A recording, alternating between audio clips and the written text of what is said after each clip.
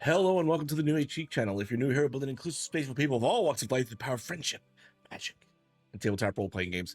Tonight we have Forging Fates, our sober D&D campaign set in the critical world of Exandria following our adventuring party, the Fists of Fate. What's up, Fists? Hi, Joe. What's up? If you didn't already know, the New Age Geeks includes more than just us up here on the screen. It relies on all of you wonderful geeks and your participation in this community that we are building together. If you want to become one of the New Age Geeks, you absolutely can. Just make sure to subscribe to our YouTube and Twitch channels and join our Discord, where you will find moderated chats, emotes by one of our favorite geeks, Sarah. Hi, Sarah. Hi, Sarah. And chat rooms with the cast and other members of this growing community. Another friendly little reminder is that the best way to help us out is going to be with engagement. So we'd greatly appreciate if you've watched the video all the way through, like, comment, share, subscribe, and hit that notification bell so that these platforms know to share us with everybody else. Beyond Twitch and YouTube, we also have posts going up on Twitter, Instagram, Twitch, TikTok, and Threads. So if you're on those platforms, make sure to give us a follow for more geeky goodness. Twitch Prime is free. If you already have Amazon Prime, it awards you a 1-month subscription to any channel here on Twitch. Once per month, you do need to go in and resubscribe to that channel, but it's at no additional cost. Just link your accounts and click subscribe with Prime on that channel. If you're feeling charitable, please subscribe on Twitch and YouTube, perhaps gift subscriptions to others, cheer using bits, donate via PayPal, subscribe to our Patreon, and lastly, if you wish to become a partner for the New Age Geeks, reach out to us directly via our Instagram page to begin those discussions. Speaking of sponsors, if you enjoyed the music we have going on here on Forging Fates, I highly recommend checking out the Songcraft bot. Songcraft bot allows you to play open source community selected music and soundscapes directly from your Discord server with just a few clicks. Whether you're playing with friends or streaming on Twitch, you can use the audio stress-free.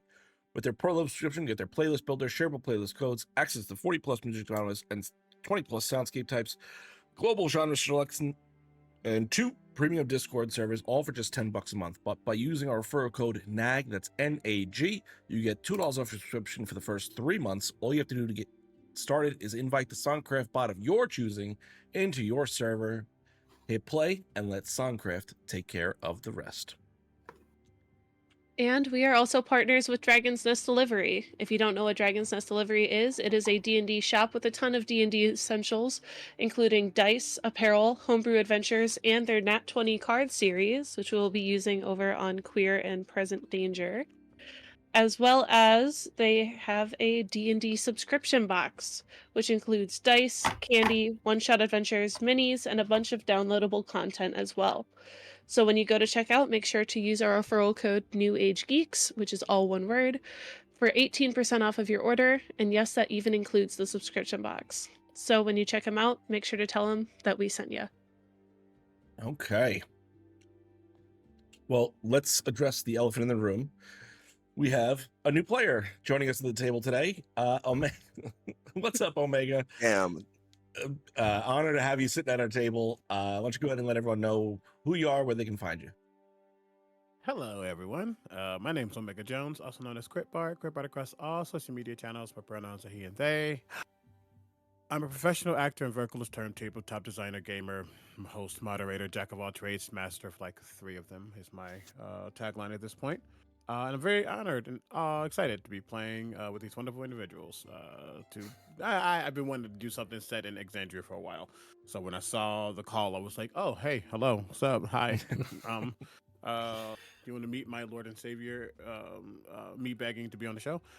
No. But I was really excited for the opportunity and glad it worked out. So can't wait for you all to see who I'm playing and see what the vibes are in general. Okay. Announcements for the week. We have Queer and Present Danger on Wednesday. We have this Thursday. Where's my phone? I am interviewing Classic Sammy. Interviewer interviewing an interviewer. So I'm going to be talking to Sammy this Thursday. So make sure you check that out. Cece, what do you got going on this week? On Saturday, I will be over on the Wanderers Haven Twitch channel again for a charity one-shot. It is a battle royale, so your donations will affect the game. Okay. Dante, Date, what do you got going on this week? Hello, everybody. So on Another World Tabletop on Thursdays, we are doing, as I keep saying it differently every time, as we howl, when we howl, just know that we're howling, okay? It's the World of Darkness, and we're doing werewolves, and it's great. It's going to be actually, it's 5:30 PST. Okay. That's Pacific Standard Time for y'all who don't know. But please join us. We are ripping arms off and, talking to cryptids that are possessing, coyotes and stuff. It's real fun. Real fun. Okay. Fun stuff. Omega, what do you got going on this week? Oh, LOL, a lot. Because I am busy. This is what I do. I am a full-time streamer, but also you can find me Tuesdays over on twitch.tv/SirFeffers for Terraform, where I play a really adorable but not adorable goblin bomb maker. On Thursdays, you can catch me on twitch.tv/Captain Robert for Vecna Eve of Ruin, where I play a Dampier gunslinger going back to Barovia. Oh, did I mention that he's the reincarnation of Strahd's brother? On Friday, I am on twitch.tv/Craighead Chronicles for Shadows over Baldur's Gate, which is a Baldur's Gate 3 inspired D&D campaign set after the events of BG3, and other things that are on hiatus. Again, just that's a lot that's happening for me. That's okay. Okay. I think that's it for announcements, unless I'm forgetting something. Well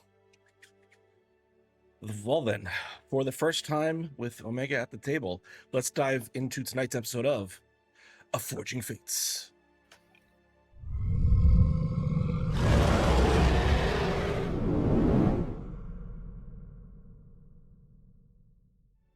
Okay, we're back. I think Zarrel, you're up for the recap. So I love a good recap. Okay, so we lost. We lost a lot. We are not the fists of fate. We're the fingers of fate. We have lost a great deal of... Don't laugh. It's okay. But with our three fingers, we are still going to press forward and do what needs to be done. It is the day after, and we all feel like crap, so I thought it would be great to give a little bit of sunshine. So, in my fashion, of course, I had to physically let them see the hope in their cups. So I turned all the food into light, because why not? Sometimes you gotta see it. And Gormarog, he's a little grump, but I need him to be up, and I need CC to be up, because I don't think they know that I can't do this without them. So yeah, CC's mother is... Oh, I'm so sorry. Finnick's mother. Finnick's mother is so... CC's mother is great. Happy Mother's Day. Finnick's mother, her heart grew 7 sizes. That was really nice. I also talked to my father again and asked him to forgive my grandfather. Does he deserve it? I don't know, but now that I'm officially,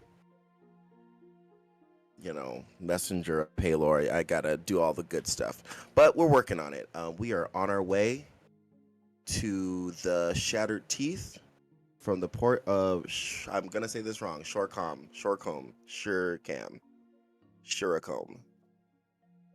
That. yep, nailed it. First try. And got it. And we are on the ship with Captain Finnick, because who better to follow than an amazing person like themselves? And I gave away my cape of billowing to my father, because you know what? Why not? Gotta have that swag. Yeah. I think that's it. Okay. I think that's where we're at. I think we're on the boat. We're shoving off. Very well. So, you guys are aware that this is a 6-week-long trip. So, you have some time on your hands. That being said, is there anything in this early portion of your trip that you would like to do. Thank you so much for the sub and a raid from Troll Lord Games. Thanks so much, guys. Oh my god. Getting Yay. started here. Welcome in, everyone. Okay, so you have a long trip ahead of you. Is there anything you guys wanted to do in particular to start preparing or doing during this early portion of the trip?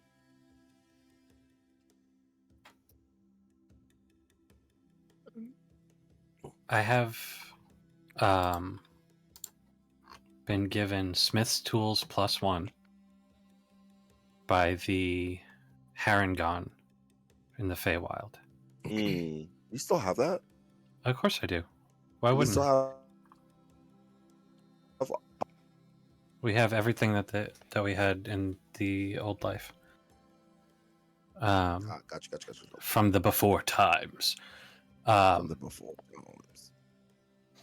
So I am going to spend some time trying to use said Smith's tools, and practice and learn and potentially work towards proficient. You got Okay, it. that thing. You know, the him tab on your Okay. sheet. So that's what your plan is for the first week or so of this trip. Yeah. Okay. Yeah. Any downtime I have, just tapping away. Okay. Finnick, what is your plan for the first week? For the first week, I feel like I'm still trying to recover emotionally from the fight. So I'm going to be spending time probably journaling, examining my father's sword and my mother's wand. And spending some time just familiarizing myself with the ship once again, since it's been so long since I've been on it. Sure. A lot of the crew that probably what you would have seen when you were younger has either moved on or moved up in the ranking structure. So currently, I'm going to send you over the crew list here.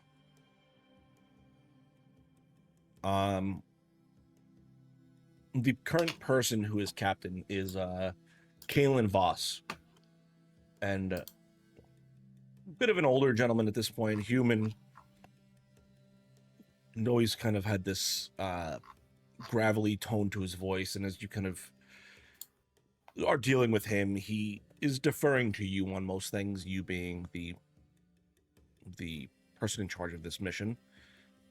So over the course of the first few weeks, he's kind of the first week rather, he is getting you situated, showing you where the different things are in the ship, and he turns over the captain's quarters to you. Okay.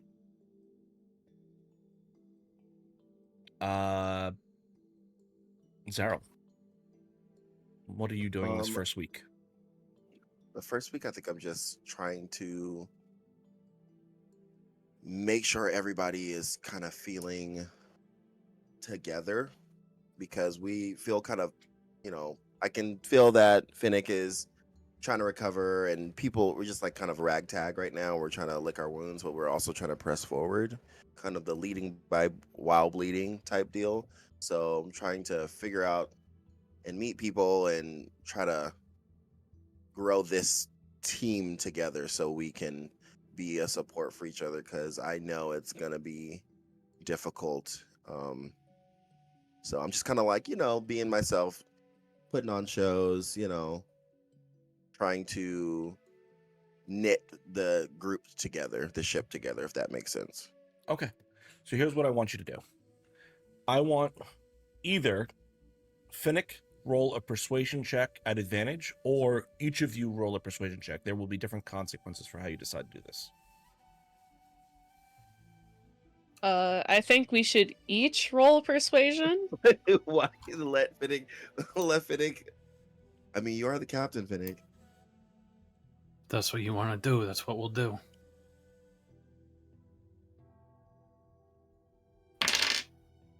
So, because it's me and Zero rolling persuasion. Oh, all right. Oh, me and her? Oh, Yeah. okay. Yeah. Once again. You know, I got a tattoo in the Feywild that gave me double proficiency on persuasion. If I can get this to work. I might have to go old school. My other dice roller's not working, so I gotta pull out the Actual dice. The actual dice. 8. I got a 19 total. 19? Okay. What'd you Oh, get sorry, total? plus 13. My bad. Yeah. Forgot. My bad. So what's your total, Sarah? No small mouse. 21. 21? Yeah, Okay. that thing. Okay. I will say over the course of the first week, Finnick, there's a little bit of hesitation, we'll say, across the crew. And there is a little bit of the rub, because they do know who you are. There is a level of respect they have for you, but they also know the history of, you running away and abandoning the family, or going on a pilgrimage, as your parents worded it to them, at least.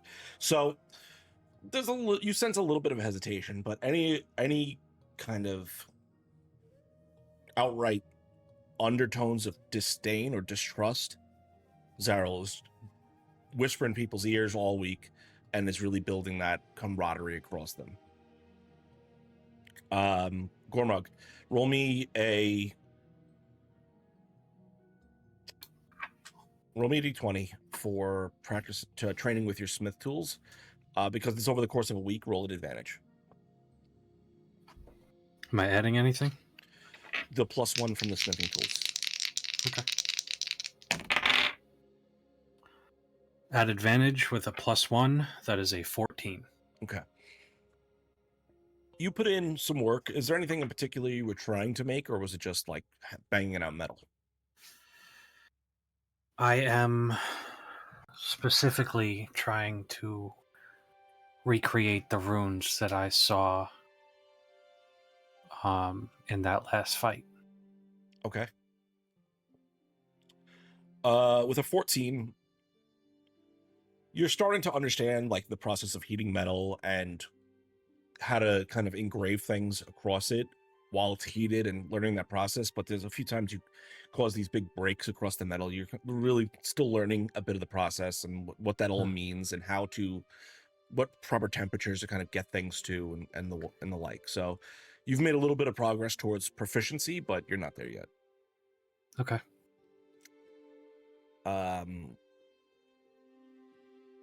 Okay. Is there anything anyone else would like to do at the end of this first week, as far as role play wise or anything?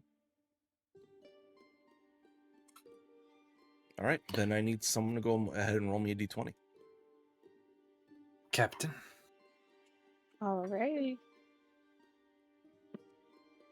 It's a 10. 10. Okay. So the first portion of this trip is relatively uneventful, thankfully. You guys have kind of sailed a good bit of distance. You are definitely out on the open ocean now at this point. And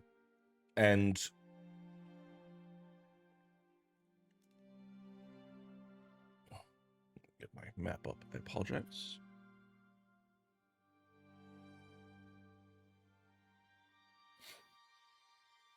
Actually, there is one thing I want to do. Would you like Towards to the end of this first week, in the dead of night, I'm going to wake up Gormrog and hey, follow me. Hey. What? Okay. And I'm going to lead you to the deck of the ship. And I'm just going to point out at the stars. Standing behind you, I'm just going to wrap my arms around your waist and I'm going to follow where you're pointing. Stargazing was one of my favorite things to do whenever I would sail on this ship. In the dead of night, only a handful of people awake, especially away from the lights of the big cities.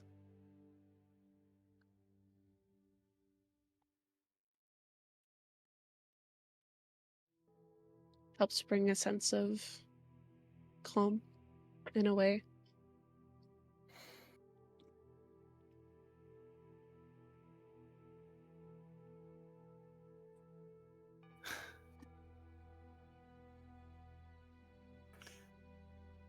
I like that you have something that brings you a sense of calm.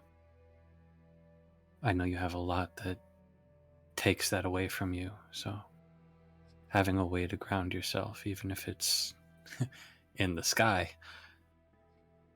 is wonderful. Thank you for sharing this with me. Of course. And plus, you said you've never been out at sea before. No, this rocking back and forth thing is crazy. I'm not used to it yet. Yeah. Eventually, it'll start to calm again, but it's a different kind of quiet out here. Yeah, there's no wolves howling, there's no birds chirping. Like, even with, the Rivermaw tribe, there was always something. Here, it's just the waves and the wind.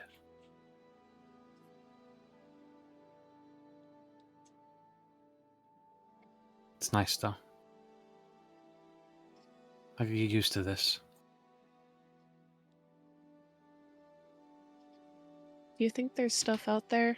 As I sort of motion my head towards the sky.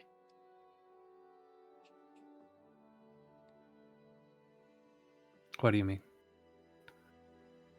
Like other Exandrias? something like that. There's gotta be, right? Yeah, why not?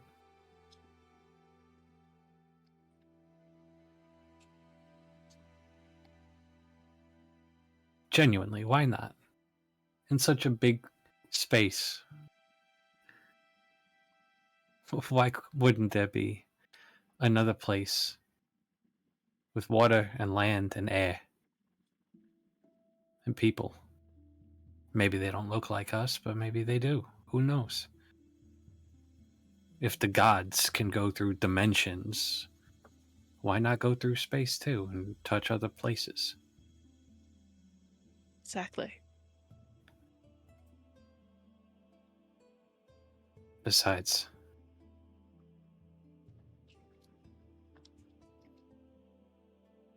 see all those great big stars up there? Yeah. You ever want to reach out and touch one? Of course. Well, that's what makes us different, you and me. I already get to, and I'm going to kiss you on your cheek.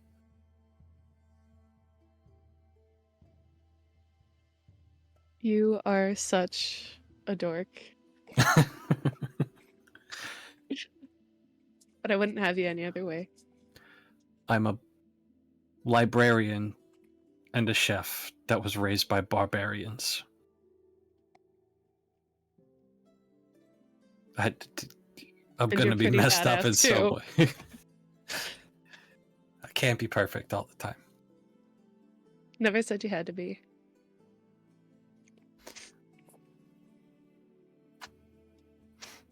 Hang and on. then after... Just wait here a second. I'm gonna run back to the captain's quarters, grab a blanket, and come back and wrap it around both of us and say, let's just spend the rest of the night looking at the stars. I'm okay with that. And I'm gonna fall asleep with Finnick in my arms and the stars above us. As you all drift off to sleep for the evening, Gormrog, Mm. you awaken Mm. as water, you feel the water kicking up around you. You feel the ocean growing restless.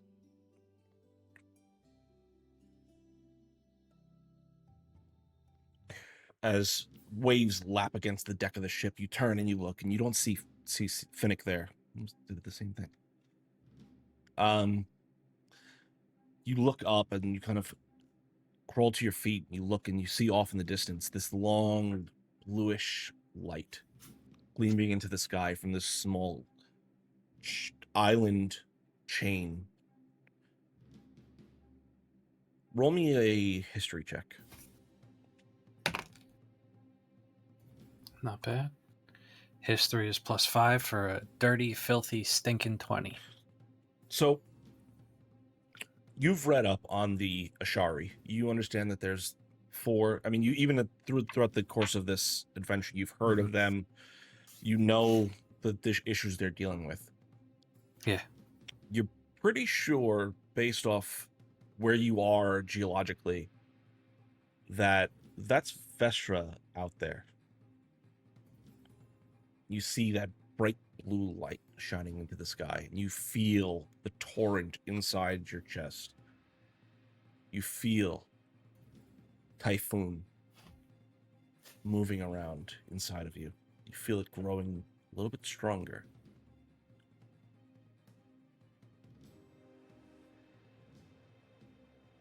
Vestra? Vestra.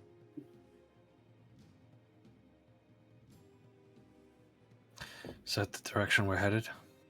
It is off to the port side. It is not in the direction you are heading.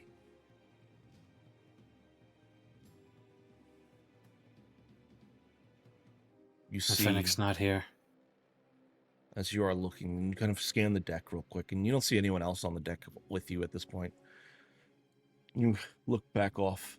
You see that light expanding out across the sky.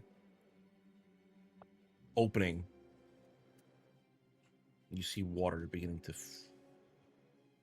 flow from the light. Pouring down, you see it splash into the ocean, creating this tremendous wave. As it begins to move towards you in the ship. What do you want to do? Is there anyone at the helm? You don't see anyone currently, no.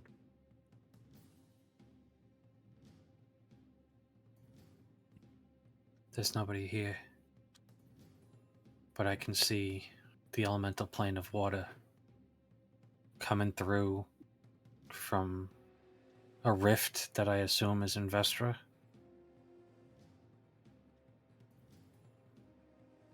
There's a giant wave coming at me. There's no one else here. I run to the helm and I turn the ship towards it. You grab the helm of the ship and spin it, and the whole ship begins to turn and creak at the wind, catching its sails and drives it towards this massive wave as it's approaching you. You've got about 10 seconds before this wave and the Red Dawn collide.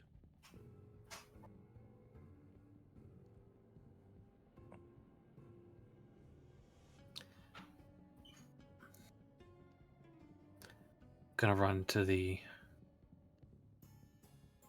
fore of the ship. What do you call the front of it? The front. That's what we'll go with for now. All right, the not the aft, but the sure. Running up, I'm just gonna reach out and try to touch it. You see the front of the ship. You see this giant wave of cresting water begin to pull over the front of the ship. You reach your hand out as the wave crashes down into the deck of the ship. You see it split the deck in half, and you are quickly overcome with water, blowing you back through the wave. The ship rocks, the whole front of it cracking in half as the front careens back and smashes back into the back of the ship, leaving it splintered. And you are in the water now. You watch as bits of the ship drift down in front of your vision, slowly sinking to the depths. And you feel something else moving around you. You feel a bit of water current swirl. You feel your ankles grabbed.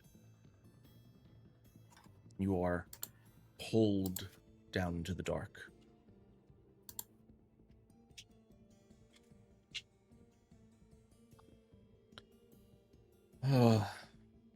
This is truly exhausting. You should just give in to the darkness.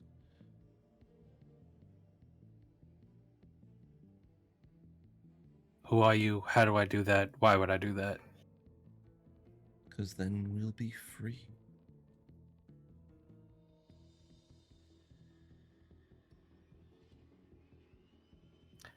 We'll I be kinda seeing already you am. soon, Gormrog.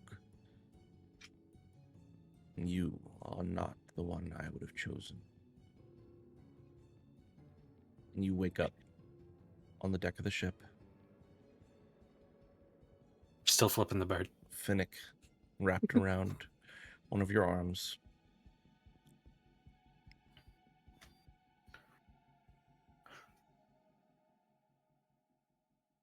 And as Yeah, you that was a wake- weird dream. As you awake, the sun is out. You look off to the left side, the port side of this ship, and you see the island chains in which Vestra is held.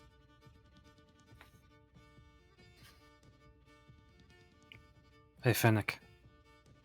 Hmm. Had a Yeah. funny dream. Had a funny dream that nobody else was on the boat. And I steered it over that way because there was a bright blue light coming from what I assume was Vestra. Then a giant wave came, crashed down on the boat, split it in half. And then a voice talked to me and said I should give in to the darkness. Mm. You want to go check it out? Do we have time? I have no idea. Probably not. Maybe on our way back. I mean, this. Do you know what darkness this thing was referring to? Not really. It said give in to the darkness and then we can be free. But I'm like, I'm already free. I'm on a boat in the middle of the ocean. I think it might have to do with the Yeah, I figured as much, but like blade or shard. Typhoon doesn't really talk to me like that. So I think that the whole portal to an elemental plane thing that the Shari are dealing with might have something to do with it. I mean, it would only make sense that we're closer to the elemental plane of water, that it would have more power or more essence, a bigger presence in that way. Mm-hmm. Yeah, sparked my curiosity, but who knows? We gotta kill a couple bozos before we can head that way, I guess, right? Yeah, maybe.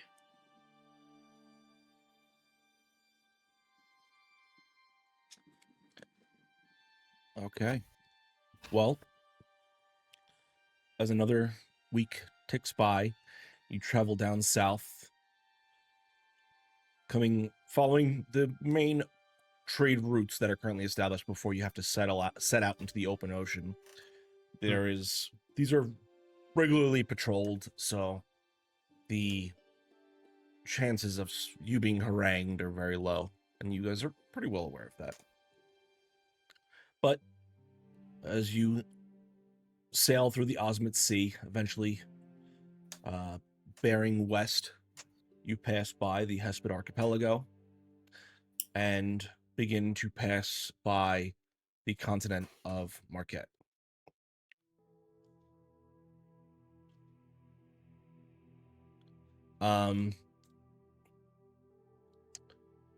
I need you guys to roll me another d20.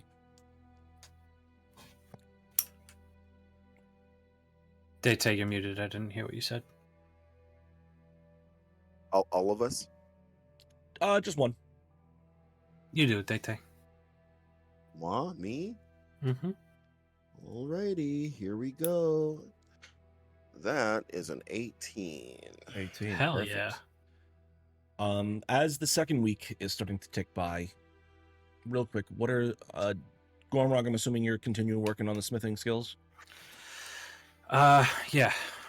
Also gonna document the dream and everything else that's been going on. Just keep up my reports to Cressida Holt. Okay. Kind of take some time and get to know everybody on the ship and get my sea legs and Okay. help out where I'm able, but mostly work on the smithing. Okay. Finnick and Zara, what are you guys doing? I am going to actually start working on my athletic capabilities. Probably do some training and maybe some sparring. Trying to up my strength a bit. Okay. And Zara? I am going to do something that Zero doesn't do, is just study. Okay. Or hasn't done in a long time since he left his mother.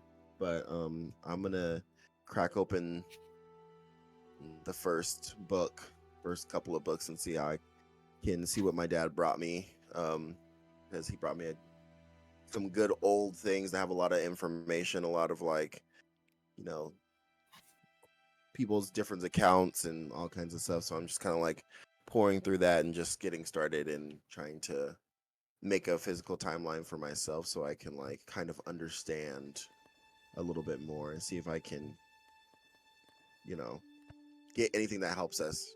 Okay. Trying to figure out more about Paylor and being an emissary of Paylor and any kind of see if there's any stories of that or his power with the whole glowing back thing that happened.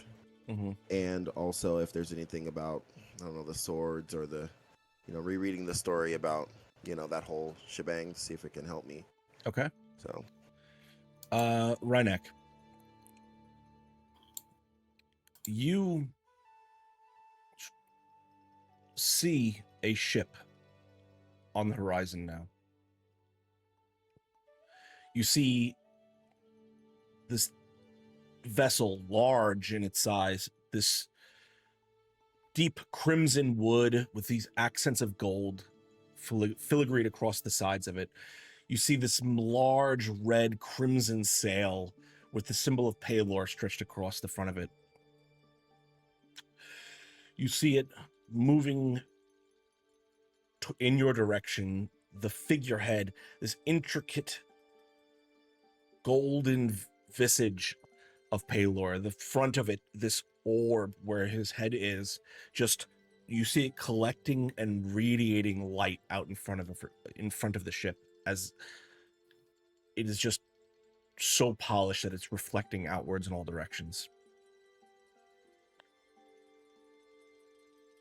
You've been at sea now for several days.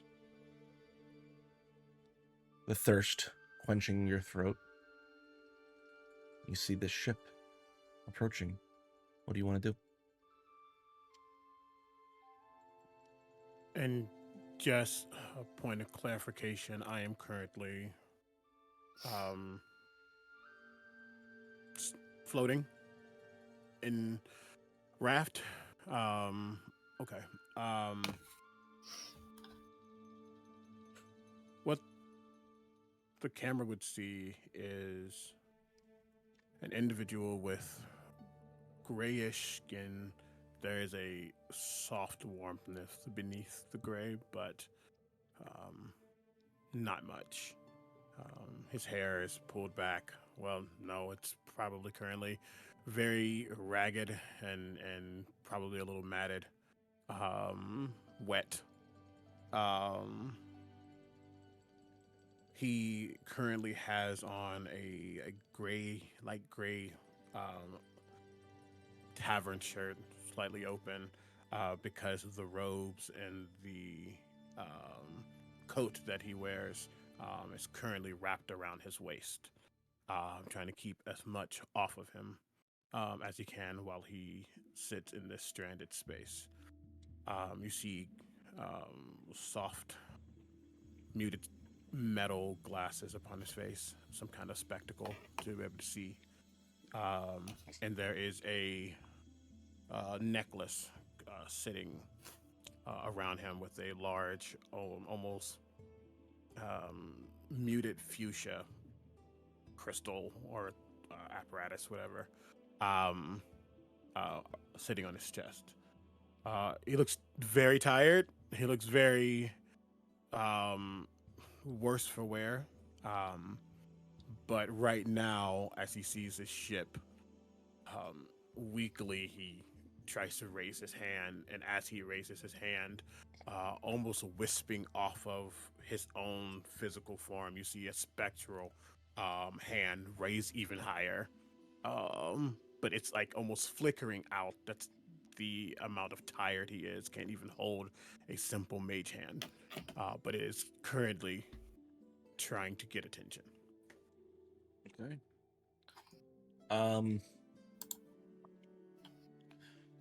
For the ship, CC, go ahead and roll me a d20. For the ship? Yeah, for all the crewmates, because you said you were working out, so you wouldn't be paying attention. So I'm just gonna have you roll me a d20 to see if anyone on the ship Yeah. discovers it. Do it. Yeah. That is a 13. Okay. Not It's gone. It's not fine. particularly difficult. The first one to speak up is the now former first mate, Lyra. A half-elf woman, bright silvered hair, these bright eyes, this her face has this sharpness to it, but the kindness behind her eyes kind of is a little bit of a softening to her features. Captain, we seem to be coming up on someone stranded in a boat or raft or something. I will push myself up and can you point them out? Can I point them out? Look, Like your eyes, where- Captain. The boat. See the only thing Okay. floating in the water. Do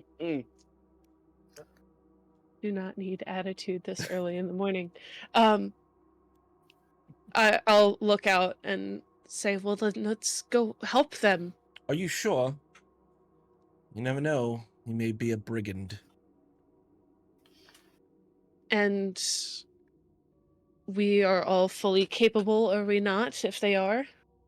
Of course, I was just trying to be a little humorous. You. Mr. Toughnut, please, if you wouldn't mind, get the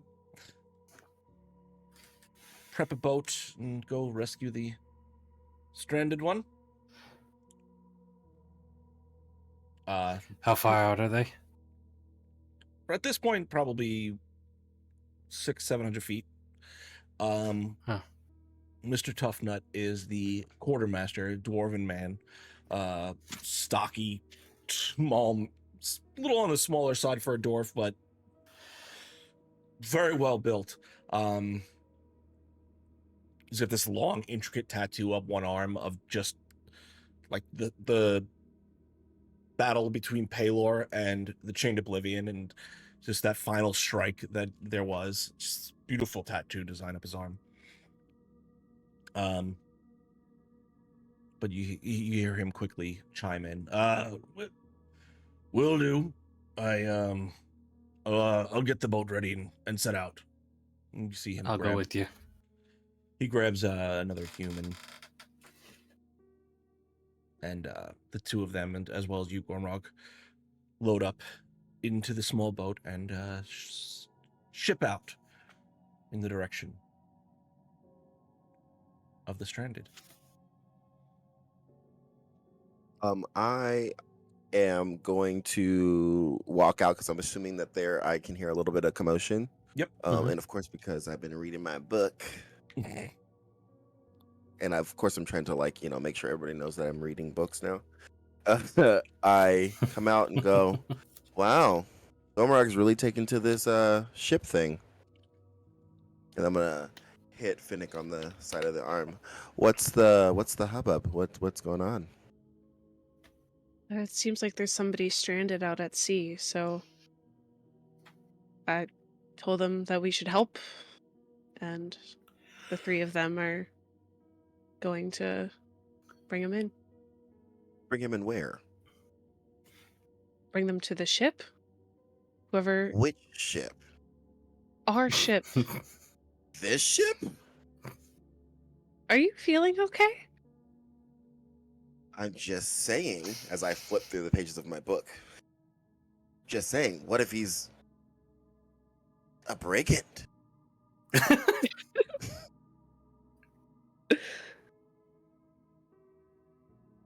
And what if they're not? Well, I suppose so, and I'm gonna close my book and go and throw it. Well, I guess we could kill him if he's crazy. So No. It's... Do we have... we're on the seas now, Finnick. We gotta be tough. We gotta be. There's a prison I on don't deck? know. On the ship? There is. We got a prison. There's holding cells beneath the ship, so if they turn out to be a brigand, we can take care of it. That's what they are. They're not personal Saryl's just yourselves, like- Daryl. Goes up, picks book up, pulls out little quill and writes.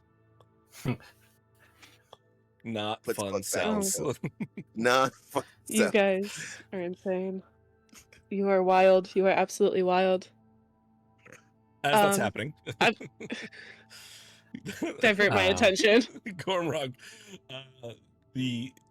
as your small boat approaches the raft, you see our new person.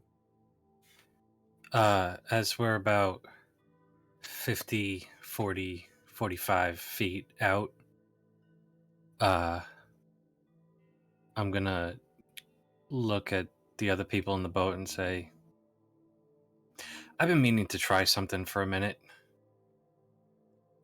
and I'm gonna run over the water until I'm standing on the raft.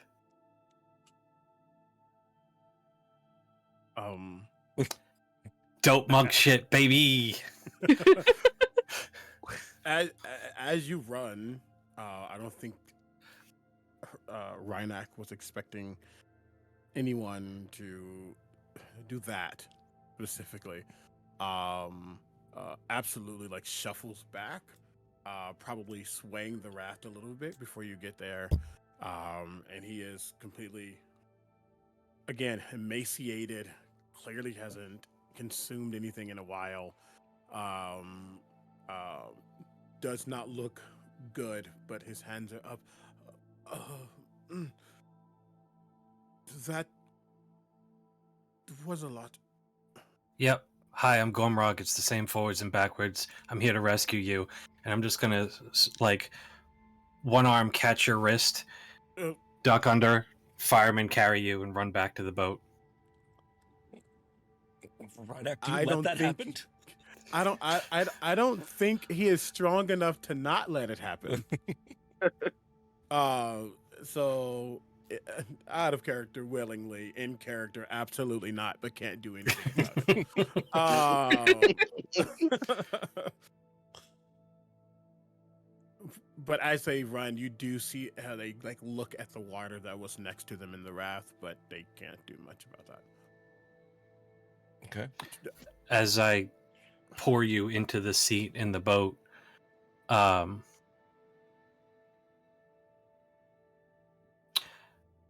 anything else that I need to grab for you? Water, if you have it. Oh, thank you. Thank you so Gonna much. hand you a water skin. We're gonna take you back to the boat. That boat, not this boat, but that boat. And we're gonna take you on board. We're gonna help you get back to health. If you cause problems for us, we have no problem killing you. Clear? It's a yes or no question. Yes, very clear. Cool. Alright. Let's go. He is stunned. Too much has happened at once. But Welcome to the Too Fists of stunned Fate. to speak. but you see his shaky hand and a mage hand trying to steady the water skin, bring it to his mouth, and he begins to very, very, very slowly drink. Okay. I want to lean over to Zero really quick. I'm like, did you know that Cornball could run on water? You know, I didn't, but I always thought that he might. You know, super fast. But I feel like, he's never really had a reason to until now. As you guys are having this conversation, Lyra kind of makes her way over to you. Did you know Gormrock could run on water? No. No, did not. It's I mean, it almost seems like the ship is like why even use a boat most times? That's just such a. Anyways, as you see, Mr. Tough Nut rowing the small boat back.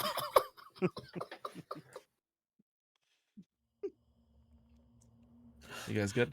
Are you okay? His name is Darn Tough Nut. Yeah. You know what, guys? You're being very rude to Mr. Tough Nut. As the ship, the boat kind of makes its way back over to the ship, eventually it is relashed, and you are all kind of hoisted back up towards the deck of the ship, allowing you all to jump off. Rydak, of this half-orc woman, very tall, thin build, helps you off the boat, and you feel instantly your body begin to rejuvenate a bit as she casts Cure Wounds on you, begin to try and bring you back to some semblance of normalcy. She also cast Lesser Restoration on you as well. For the rest of you, you know that this is Mira Alaric. She is the ship healer.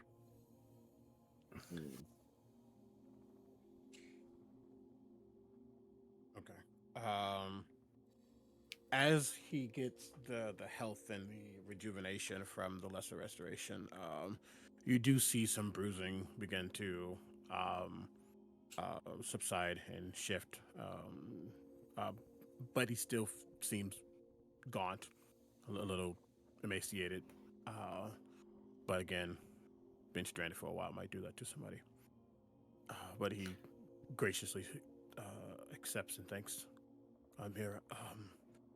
Thank you so much. Oh, been out there for I don't know how long. I'm gonna slowly start to make my way over. I'm assuming there's a little bit of a crowd Mhm. around. Yeah, there's a scarlet skinned horns that indicate an infernal heritage. You know that this is Tessa Kale, the gunner of the ship. She's fiery personality tiefling, and that is reflected in her appearance. You see her kind of with a flintlock pistol kind of tucked in her belt. You see her kind of just thumbing it across her chest. There's the helmsman, Marco Cortez. He is a bright-eyed and passionate youth, little younger human. He is sitting there kind of like eyeing Karnak up. Did I say that? And then you have Darn, you have Lyra, and Kalen is making his way out from below. As Finnick rocks up, I'm just going to whisper to her. Didn't ask any questions yet. Figured it'd be better when everybody was here. Okay. I'm I've- go ahead. I was just Sorry. gonna say, if everyone could please give our new guest some space. I'm sure this is a lot for them, and we don't want to overwhelm him. Everyone kind of just silently begins to move away. I will say Tessa kind of loops around and positions behind you, still fingering her pistol. Okay. I am still kind of looking from the back, and I'm just gonna. I assume everybody's kind of backed up a little bit, and I'm just gonna walk over, and I'm going to walk over really, really close. Karnak, correct? We haven't Right gotten back. their name yet. We haven't got. Well, okay. I'm gonna walk over. I'm gonna pull my book out of my little pocket because I carry a book now, and it's a very important, and I need everybody to know about it. I'm gonna ask you some questions, and if you lie, we'll kill you. Oh And if my you God. lie Can of we- omission, we'll throw you over the boat. And then I cast Zone of Truth in the 15. Guys. And then I'm What? gonna open the book and I'm gonna go. How many people have you killed? Okay. First and foremost, Crying. Karnak, go ahead and Rhynak. Rhynak. Rhynak. Fuck Rhynak. Christ. That's my fault. My bad. I put that in your head. Rhynak, roll me. What is it? A wisdom saving throw? Yes. Roll me a I wisdom think saving throw. everybody has to roll, don't they? If we're Yep. all in the vicinity. Yep. 50-foot radius. I intentionally fail. Okay.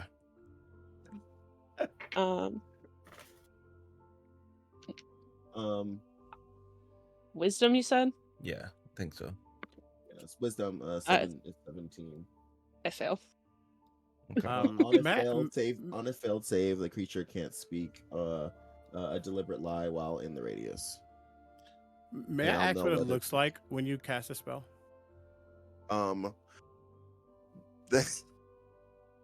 Sorry. It looks like because I'm dramatic, my eyes are gonna light up like white fire, and it's like a drop of out of the book, of course. It's gonna drop out and hit the deck, and it's going to like into a pool around in the radius.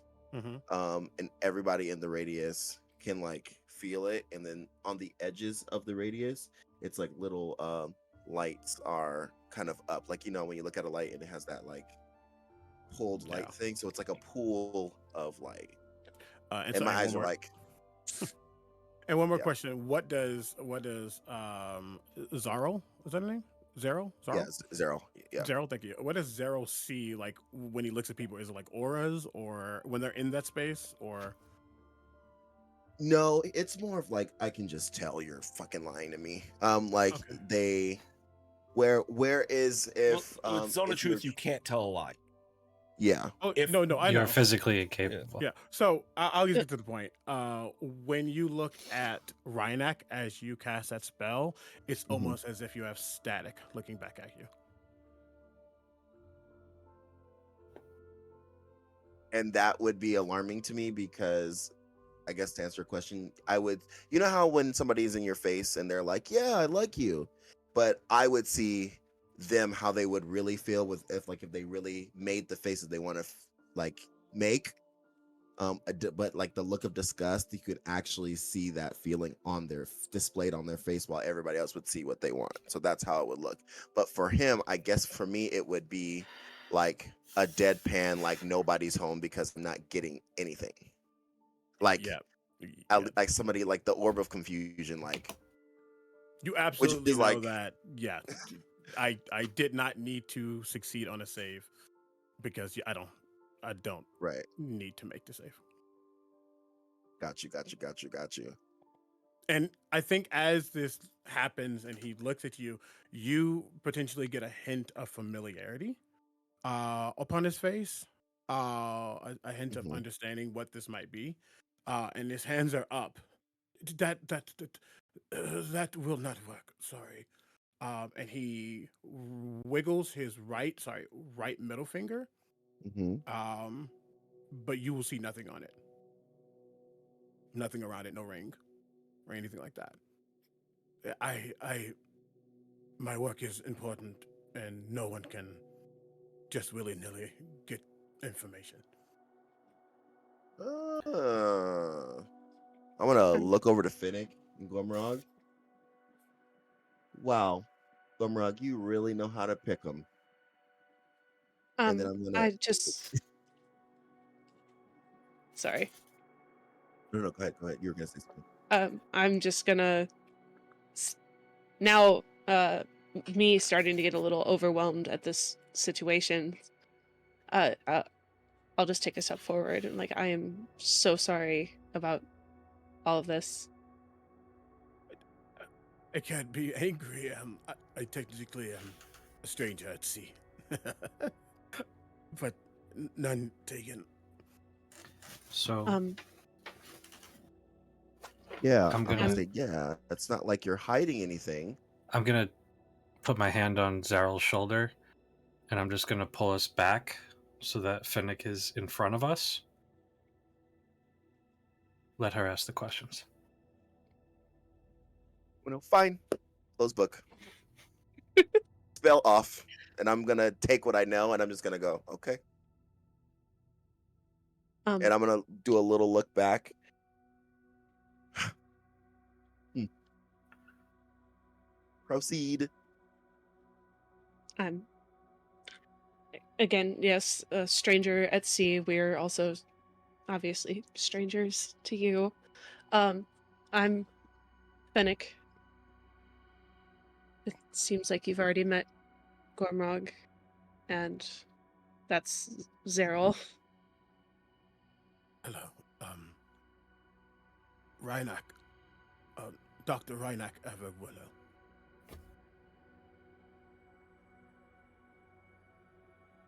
A pleasure to make your acquaintance.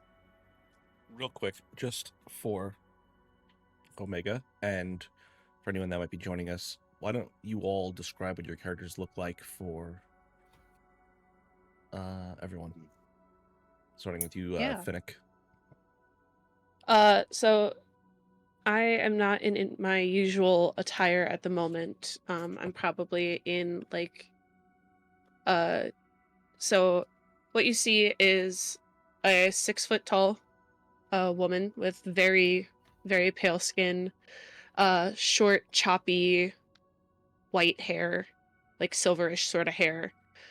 She's got gray eyes. Um, she is wearing a tank top at the moment with just some basic brown pants. You do see she does have her sword at her side at this moment, as well as a wand on her other hip. Relatively like toned, like kind of like skinny fit build. But that is what she looks like. Zaro.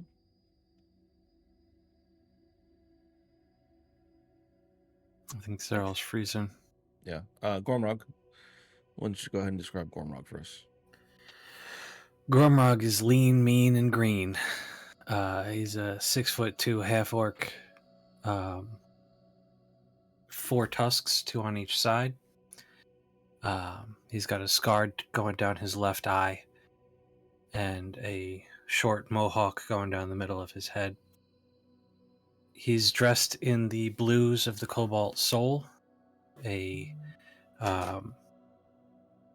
vest that looks like it wasn't always a vest. The sleeves have been ripped off, and a dark blue sash across his waist. His boots come up to his calves, and on his arms you see gold filigree flame motifs winding up his arms and circling around his neck.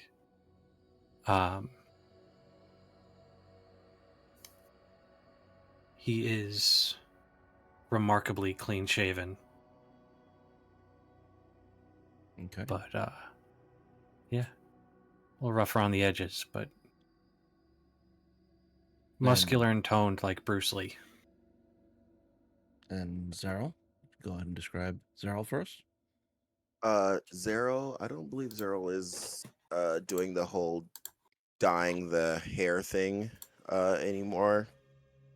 It's kind of really leaned into who he just really is. Zero is probably like around the same height as Finnick, like 6 foot, 6'1". Really tan, very dark tan. I would say dark tan skin, honey kiss, like up the what you can think of as like the perfect tan. Like it's like almost too perfect. It's like, is that a tan or is that just your skin color? It's both. But long white hair, and I guess my eyes now are yellow. I've been hiding those too. So yeah. Yeah. Hero build, pop star build. That's what I call it, the superhero pop star.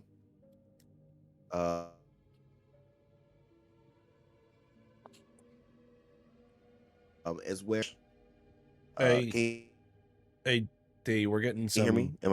Yeah, you're chopping up really bad. But I think that is a good place for us to jump to a break while we get that figured out. So we're gonna jump over to our break. We'll be back in a couple minutes, everyone.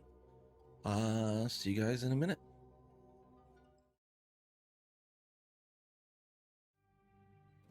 Hello and welcome back.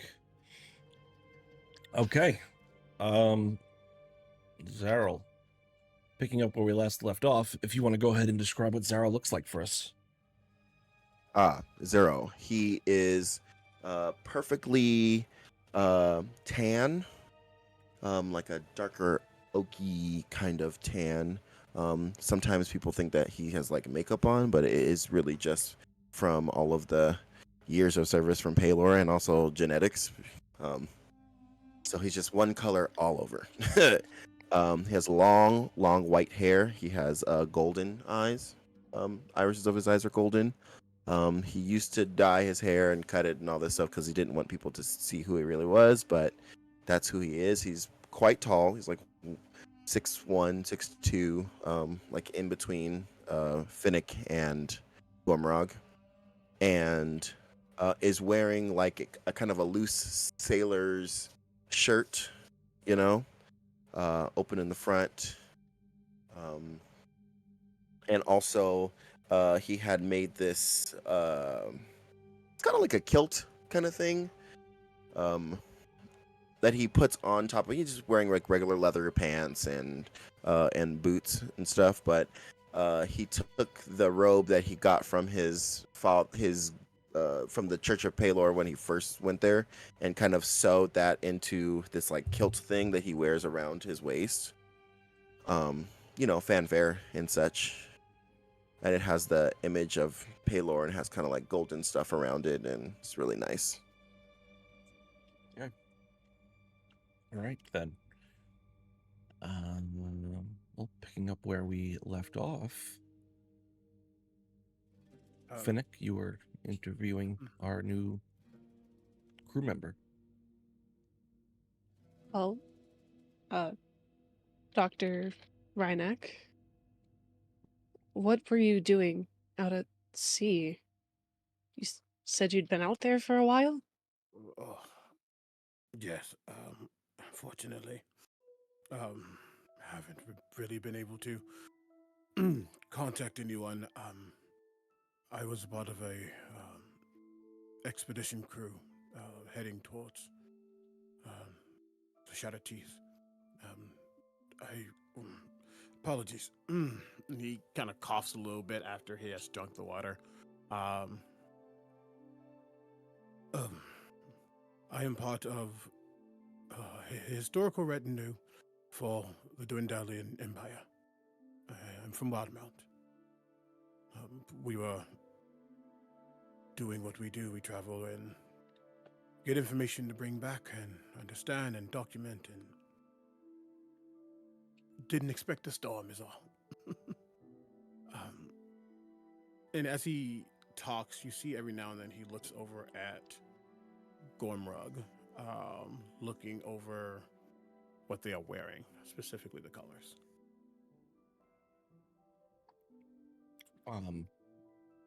I'll say at this point you hear nothing. I apologize. They don't make sounds.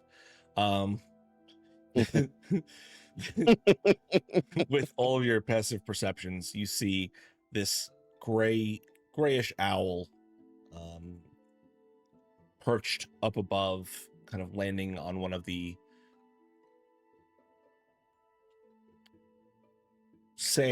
Math? wood. Yes, the mast. Thank you so much. Word was killing me. You see an owl kind of perched up on the mast, kind of looking down, its head cocking to the side, watching the good doctor. Pull out a dagger. Is that one with you? Sorry, Gregor. No. And the owl probably like kind of pecks at the air, but just like sits back and just watches. Gray flecks through the plumage, the feathers, kind of beady eyes. Just kind of like looking, not really understanding, but just Gregor? inquisitive. Gregor, yes. He is mine. The only thing keeping me company for the past few days. Did you need more water? Oh, yeah. Real quick. Dietary restrictions?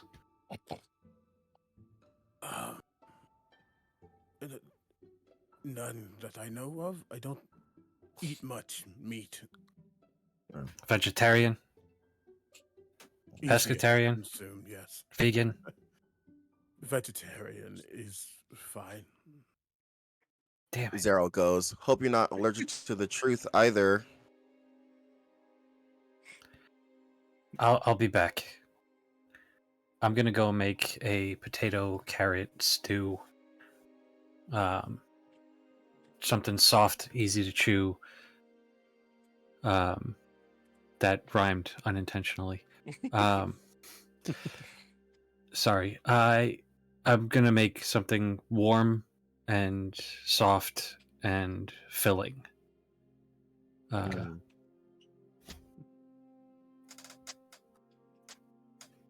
gonna yell out to Gormrog.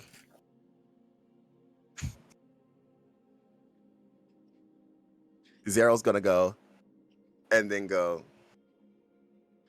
close the book, and it's gonna go. Never mind. I love that. I think Zaryl at this point is just opening the book to slam it dramatically every time. It is. It is. It's a power move. Yes. It is. Say that. Why don't we get you out of the sun? I'm sure it's with how long I'm assuming you've been out here. You It's must a be. little much, yes. But I am most grateful for you all, this wonderful ship. I will, if it is wanted, this, I would be in your debt, and the Empire can provide much. And he wants to get on his feet, but he doesn't know if he's allowed to. I extend my hand to help you up.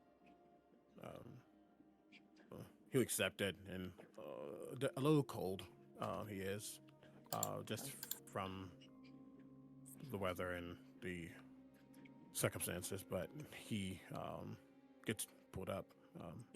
Finnick, He kind of dusts himself off. your forearms are exposed, correct? Oh shit, yeah, they are. What would he see? So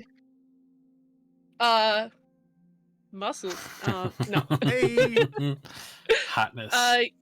You would see, I believe it's around her right forearm, there is a chain that is just wrapped around and stops at about the elbow.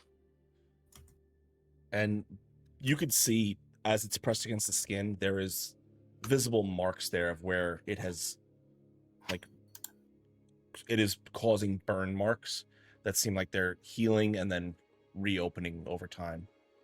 So there's scars of where they touch.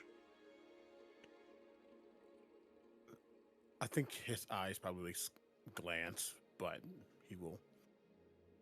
That won't be a focal point for him as he gets up. Currently, kind of dusting and wringing out the wet parts of the clothes currently around his waist, as he just tries to get his bearings with this group.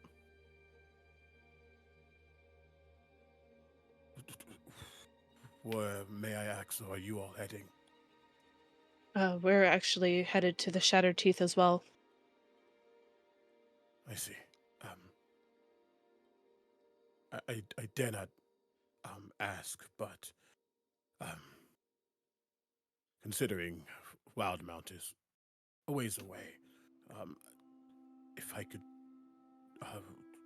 travel with you all to the Teeth, I do not expect any extra.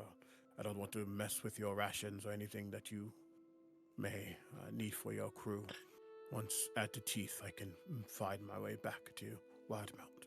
At that point, I'm just going to say, too bad, eat. And I'm going to hand you a bowl. Oh, he will take it, and there's almost a sense of reverence as he sees something he can eat for the first time, and he begins to go to town. Slow. Oh. Thank you. Right? Right? You're going to make yourself sick. Slow down.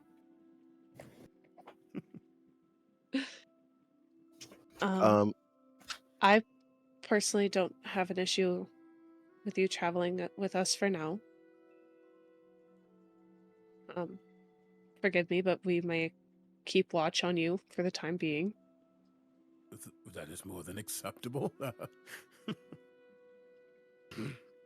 He forces himself to slow down as he speaks out, if only to make sure that the monk doesn't forcibly make him eat slower. Not many people can run on water, so he probably can do more than that. And he is not going to test it. But I'll glance over my shoulder at Gormog and Cyril. Zero is going to go, because he's still looking in his book. He's going to go, you know what?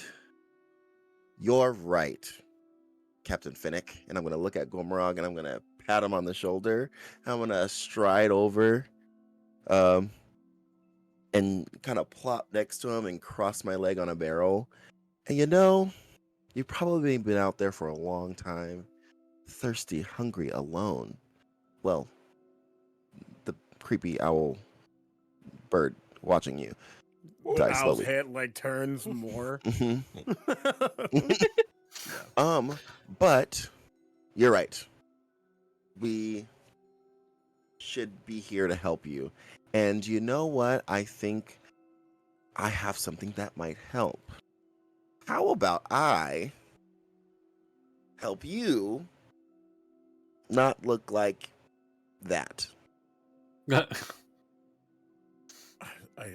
don't understand. I apologize for the sand and Yeah, I'm sure. I mean, I'm sure under that desiccated husk of a person who's not quite alive yet is a beaming Carol. creature of intelligence, and I'm gonna take the little spectacles and adjust them on the face of worthy intellect. Yada yada yada. he holds the now empty bowl in his hand. And I don't really know how to respond to that. Zero's gonna go. Don't grabs the bowl, hands back to Gomorrag. Gomorrag, seconds for our guest. Ting-a-ling-a-ling-a-ling. Please. There Looks you go. over his shoulder. Then I'll take it with the please. I'll go get more. Well, opens book again, and is gonna test this. It's gonna test this. Zero's gonna use charm a person and just scooch up a little closer. Go, doesn't that seem like a great idea? I want Watch to say that. Rhynak be immune to charm. Right? I will say that just out of character, Omega is amused and is okay with all of this. Okay. I need to check a thing. This is funny. This is actually funny. It's a wisdom saving throw, correct? Yes. Okay. Great. I'm gonna do a Wait, thing. you actually have to roll for this one? Okay. I'm gonna do a thing, and then I'll get to that point. Oh, okay. What's your spell? What's your save? 17. Okay, great.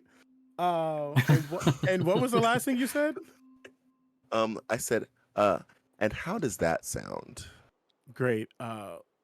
What happens is, it's wild that it happens twice, but there's a moment where your magic begins to permeate and then gets pushed back, and then begins to permeate again and gets pushed back, and then it holds. And Ryanak says, I would love seconds. Thank you. It was quite delicious. And Ooh. you know that he is indeed charmed. Say that last part again. You know that he is charmed by you. Mm. I rolled a 9. So I rolled 2 8s. Yeah. Yikes. So as I come back with the food, Rhynak, I got a couple questions if you're okay with it. I would love to ask some questions. You said you're a doctor and you got work that you're protecting. So I'm going to make an educated guess and say you're some kind of magic user. Is that correct? Just some kind. Yes. Can I know your specialty? Give me just a moment to check one thing.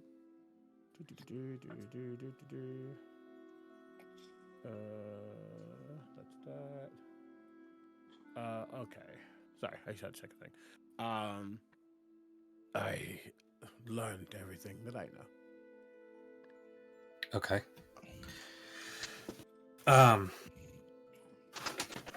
As you may have guessed, I'm more physical type. Cobalt Stone. Indeed. Finnick here is both martial and magical. Zarel's more magical. Before he goes that, I'm gonna go, well, that's really interesting. I'm gonna put my arm around Raynak and go, Glimrock, don't you think we should let the man eat and look his best before we start to go pry into his man's past? No. Don't you think? And then I No. look at Glimrock like, don't you think? No. Close his book. Don't you think, Glimrock? And then I'm gonna I just get up and I'm gonna say, come. You're gonna lose that book. I feel this book is my power. That's what happens when you let people read. That's not what I didn't Now- mean it like that. I will say this. He's charmed, but he's not being suggested. So he is just kind of watching and seeing what's going on, considering you very amusing more than anything. But he's just kind of taking it all in. I've never Let's- charmed him before. This is fun. Let's let him feel like a whole human before, we interrogate point, him. You don't look human, but you're clearly I am- humanoid. He points to the very pointy ears. Technically, I'm Elven, but Shadow Guy. Okay. Don't know what that means, but all right. It just Elven. means that I am Elven. Yes. Sure. I'm gonna go. Depends on what part of the world you're in, but yeah. How about we get you those clothes and a hair something? Because looking at the appearance is like the hair is just wet and natted, and it was like, oof. Yeah.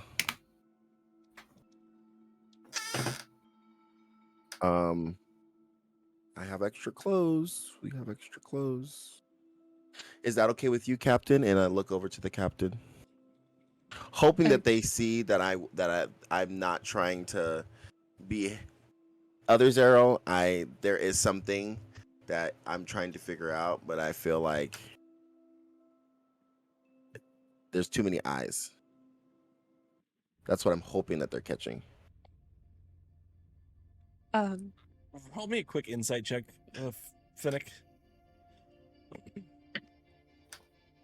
25. Yeah, I would say you Damn. you do get that Zarl Right. seems to have some sort of plan that he is trying to enact. Yeah, so I catch wind of that and I'm just like, I just want to make sure that our new guest is comfortable and,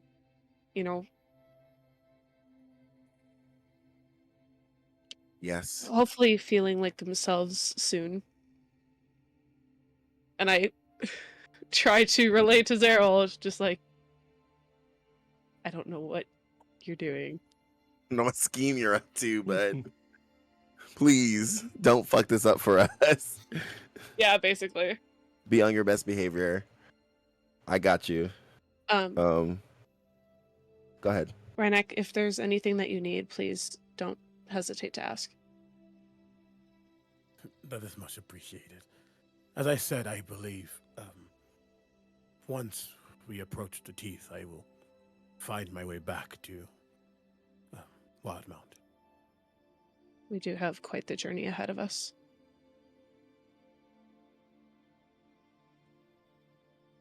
Well, I can do as much as I'm not really a. He kind of like points to your musculature. Not really handy in that way. Again, I am a learned individual. I study and I understand the knowledge that I study.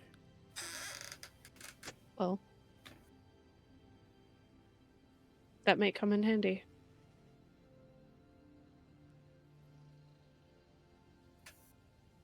And if Why don't you... Sorry, go ahead. No worries. I was gonna say if there was a second bowl that was coming, You have it. He would accept it and he would eat it. Yeah. Okay. He legit looks like he has not eaten in a long time.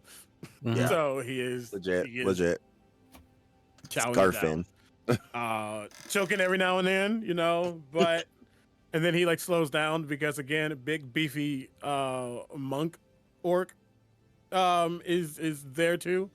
So there's even if it's not meant to be intimidating, there's a slight intimidation. But at the moment, it's even though again, while your zone of truth didn't go off, you can't really read much magically.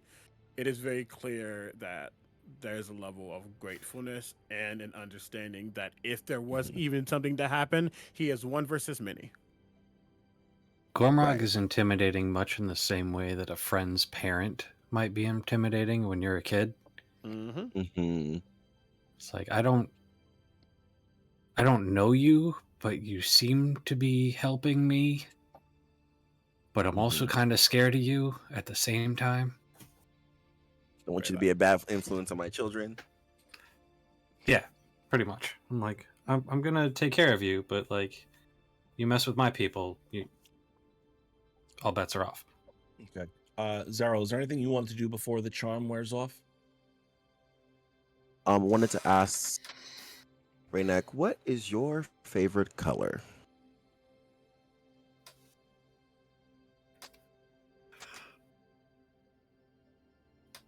Think You you're muted. see him pause at the question. And if you're insightful, you would get a hint of confusion, like actually genuine confusion. Mm-hmm. I don't know. I am colorblind. Well, I might have something that looks good on you if you trust my eyes. Anything to not be wearing sopping robes and garb right now. There's that. There's one thing to look alive, and there's another thing to look gorgeous while you do it. You know? I don't know. I must Sorry. show you.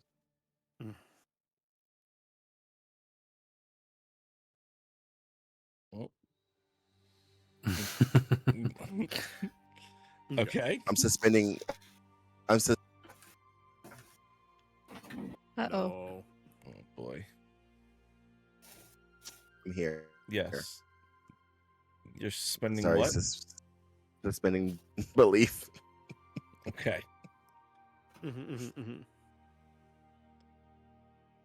All right. So Zaryl takes you to a magical closet Yeah. How did you know? because I pay attention when you talk. Oh, my heart. I was literally gonna. Yeah. Zeryl's, loves a good magical closet with items and things. Zeryl's gonna take him to a room that's kind of small, and I'm assuming he's like, well, where's all the clothes at? And then I pull back a little curtain, and there's the what is it called? The portable hole. Portable hole, and I'm like, welcome. Come on. Yeah. And as you walk in, there's lanterns that light up around the space inside the portable hole, and it's like racks of clothes and like tables for tea and like the mirrors, body length mirrors, and dressing thing, and just all kinds of like really nice stuff around. So he's Galinda. Got it. Yeah. Yeah. I mean, he knows clothes clearly. Mhm. And he will grabs like a simple shirt. That's simple. Some pants. Mhm. And he will fold up his clothes and things and place it within the bag that he has. There is a satchel that he keeps. Well, not really satchel, but it's kind of a big bag. Zero's gonna say, I didn't peg you for a burgundy periwinkle combination. Um, I didn't either. Yeah, Zero's gonna grab the same items that he grabbed, but in better colors. Oh, One's gonna be like a lavender with a little bit of gold and Mhm. some black leather lining on there. And the other one, the pants are gonna be like a grayish black with some gold tassels and a sash to kind of match. Like this is gonna look nice on your skin color. Just trust me. Just trust me. Go. he did this funny. He will take the clothes. Again, you see that he's like you're describing certain colors, and he can see lightness and slightly darker in these elements. And you realize that most of the time when people say they're colorblind, even in a fantastical setting, it might just be like you can't Right. see different. He is monotone. Like mono. Yeah. Yeah. There's nothing colorful in this world. So he is trusting your word. You seem like a cool person, especially while he's charmed. And he Yeah. will put it on. Zero's gonna ask. So, color blindness. Accident or born like that or. As he's fixing the shirt, Mhm. coming on when it come out in the new outfit.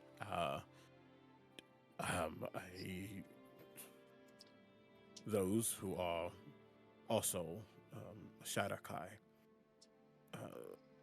we are hailing from the Shadowfell. Mm, And not many color there. I see. no, but I don't think I need color to experience. Besides, most things you document are in black and white paper, black ink. Yeah, I guess so. Maybe we'll be able to help you with that. We're kind of a group of people who kind of make the fantastical happen, if you could say that. I But see. we're not, fighting for our lives or, things like that. So you said you were on a ship and you just guys had got, hit by a storm or? That was weather I've never seen before. At least I've seen Mm. thunderous storms. I've seen much, but it looks like our boat just couldn't handle it. And you see Huh. his face kind of settle a little bit at that. I Couldn't hope handle their it. souls are in the place they need to be. Huh. How long were you guys on the ocean before this major storm hit you? Um, GM, how long is the distance from Wildmount to where we are now? Probably from where you are 4 weeks. Okay.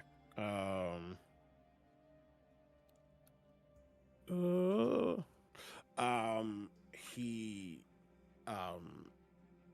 you see him like think and try to figure out and try to put sun cycles, and all of that, moon cycles, I should say, actually. About, you said 3 weeks? 6. 4. I'm sorry. 4 weeks. So sorry. I don't know 4 why I weeks, heard okay. 3. Almost a month now. Is Oh how, wow, that's no, I apologize. Not how long I've been here. That's how long it's been since I was home. oh And wow. the storm was about 5 or 6 days ago. Wow, Luckily, that's with my remedial, or not remedial, what I can do, I can catch a fish and cook it. But it's just the more you're out here, the more exhausted you are. My font of Yeah. magic waned. so it's just like a research boat, I'm assuming, no? And you're the only doctor on the research boat? No, there were many of us historians. Oh, wow. And you're the only one that survived. That must be really sad. Death happens. Death is not something I'm afraid of, but it does not feel good when it comes so quickly. Sure doesn't. But anyway, you're safe now, and death is far away from you. Oh, also, quick question while we're on the topic. How long have you been shrouded by whatever is keeping me from knowing the truth? Or is that just something that naturally comes to you? Or is it something that you're deliberately doing because of your research? You said you were doing some research, which is, I'm sure, very important, especially if somebody may have sent a dangerous storm to kill everybody and you're the only one that survives. But, that's neither here nor there.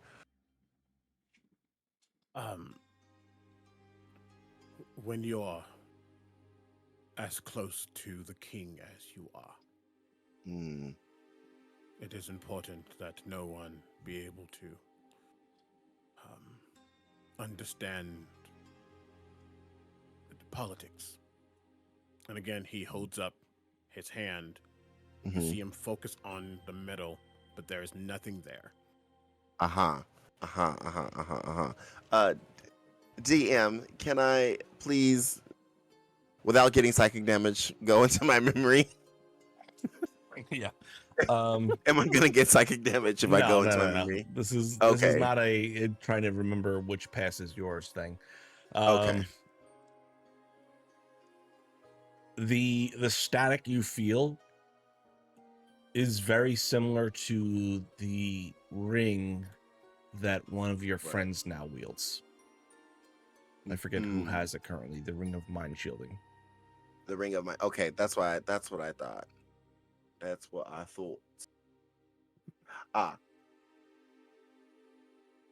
It's invisible. Okay. Duh, of course. And I go, gotcha. I got one of those. And then I go, you must be protecting something really valuable in that old noggin of yours. I am blessed to know that I hold a lot of knowledge, yes. Huh. Well, now let's figure out what we're going to do with the thing on top of that noggin.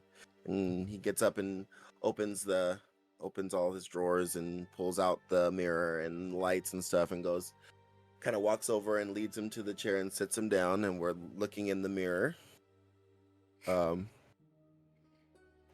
Short or long? Are you speaking about my hair? Yes. I like its length right now. Okay. Well, as he starts to kind of comb the knots out, because there's matted from being in the water with the salt water and everything. He's gonna ask some more questions. Well, you say you're a doctor, right? And he's picking and picking without telling me what getting into the nitty gritty. What kind of doctor are you? I am having a wonderful time having this conversation, and I do appreciate the hospitality, but I would be breaking many laws telling you more. I mean, technically, we are in an interdimensional thing, so really we're nowhere. So if you were to tell me it's not like you'd be breaking any rules because there are no rules in here. And there's no kingdoms or kings or, international politics. We're literally in a different dimension. I mean, and keeps on like brushing, adds a little oil, tries to get out the knots and stuff.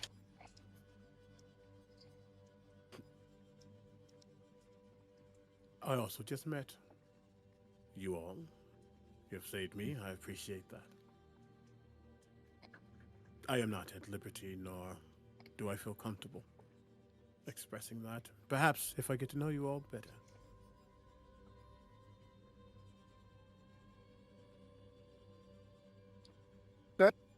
Go.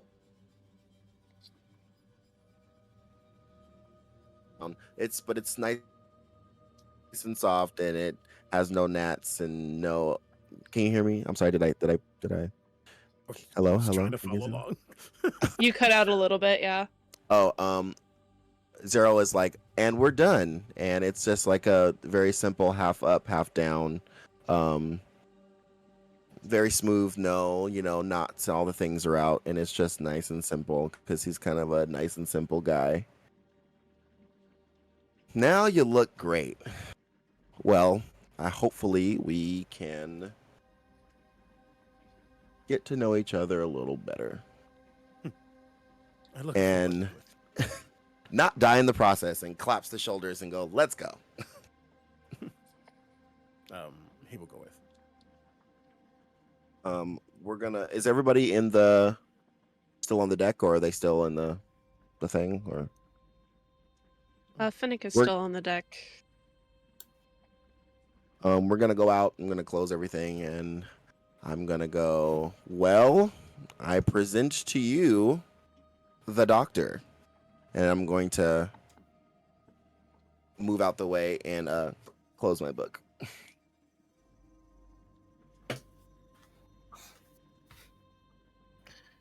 You look a lot better. How you feeling? GM, has the hour gone by? Yes.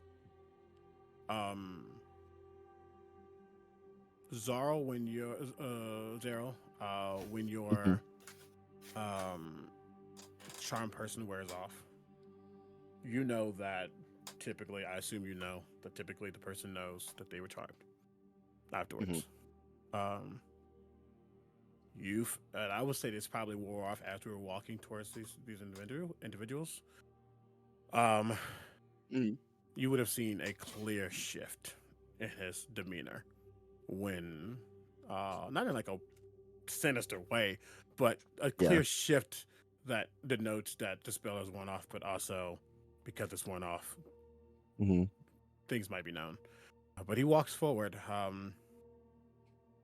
Yes, it looks like clothes.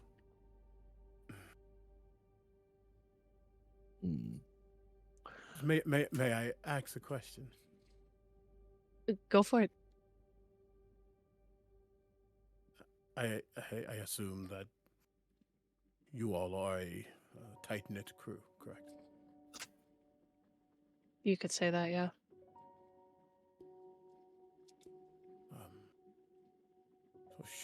And I get that I am quite new and a stranger to all of you. And again, I cannot thank you enough for your hospitality. Is it often that you charm your newfound friends? Zero's gonna go, absolutely. Not. We have a hard time trusting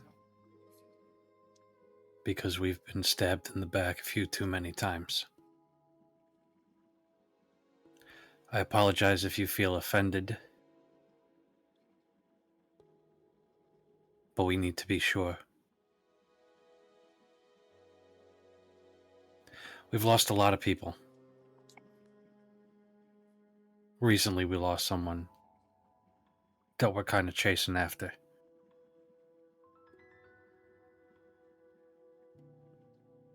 I see. To find a caster of some kind, of unknown capability, of unknown allegiances. You said the Empire. You didn't say which one. He said the Dundalian Empire. Did he? He did.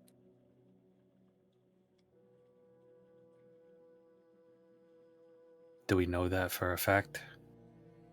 Or do we have to trust blindly? You have secrets. We got trust issues. Charm was used to try and speed things up.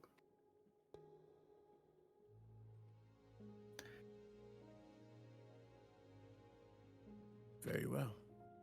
If you wish it, we could lock you up instead. But I don't want to do that. I want to trust. It's been a long time since I was able to trust a stranger.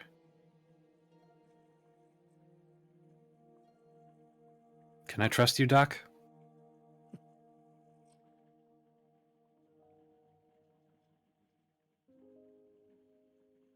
Trust is hard to come by nowadays. In my line of work, we trust the truth. I respect your colors that you have on. You are a purveyor of knowledge as well, then. Then I will say that when it comes to the vast amount of wealth within my brain, I would not trust anyone here. But when it comes to me and who I am and what I will do, that you can have my trust on.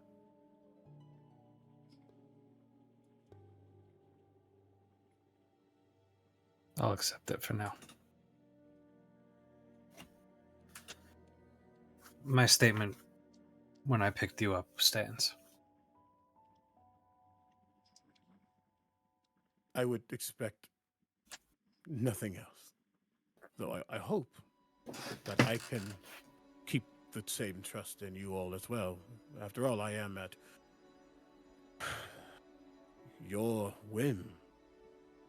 You all chose to pick me up, and I assume at any time you could choose to take me out, if that is what you want to do.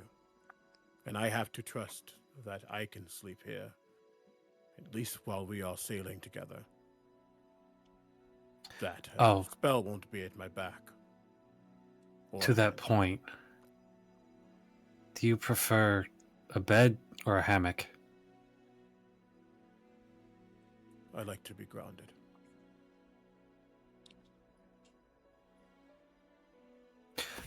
With my understanding of physics, a bed will actually be more movement, and a hammock will actually stabilize you with gravity as the ship swings. So, being grounded. I will trust your judgment. A hammock it is. I'll put you in a room with both. You can choose. And I'm gonna figure out what room to put him in. Okay. Easy And it will be a enough. room and not a cell. Okay. Easy enough.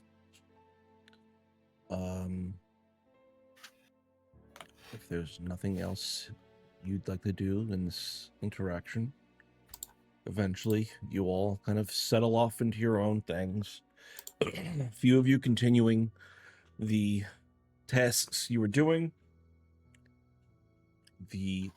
I will say one thing you do notice, all of you, would be that Tessa, the tiefling gunner, is at all times, except when he is gone off to his own private quarters, is watching Rhynek. Mm-hmm. But the rest of the week continues on. Go ahead, Rhynek. What would you like to be doing for the remainder of this week? He would have been very closed off not necessarily I'm going to avoid these people. But if he does not have to spend time with them, he won't. Hmm. He understands a truth that this group has been through a lot, so they're not gonna trust anytime soon. But also, the food was great, and the bed is wonderful.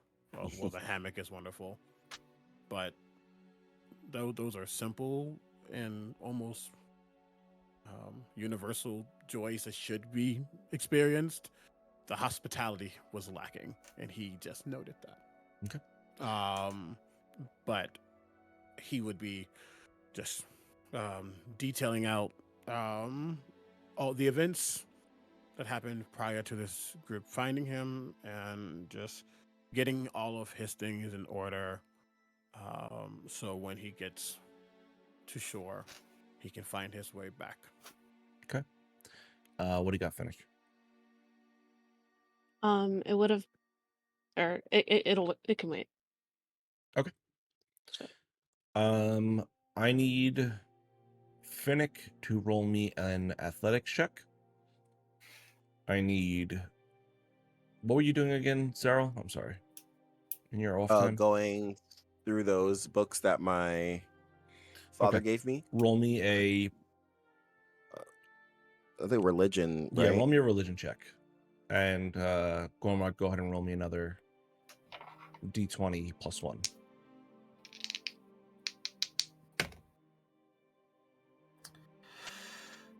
17.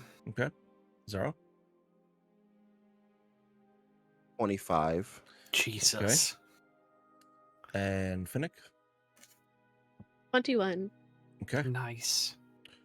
You're looking to gain proficiency in athletics, correct, Finnick? Either increase my strength or gain proficiency in athletics. Okay. Yeah. With the 21, I'll say you make some significant improvements in your athletics. You feel like there was definitely an increase in your ability, though nothing super tangible yet. You are definitely on the path to improving in that department. Gormrog, you rolled a what again? 17. 17. I will say this has definitely been a successful week for you. You were able to kind of get the understanding of the temperatures you have to raise metals to, and you're starting to really get that down. Your craftsmanship on actually carving the runes in the hot metal is still very crude. And you wouldn't say you are proficient by any means in it yet, but you are starting to really get those building blocks towards proficiency. Okay. Zarl, the books your father passed on to you, what are you looking for specifically again? The two things. One is to find out if there's any information about if Paylor may have had a what's it called?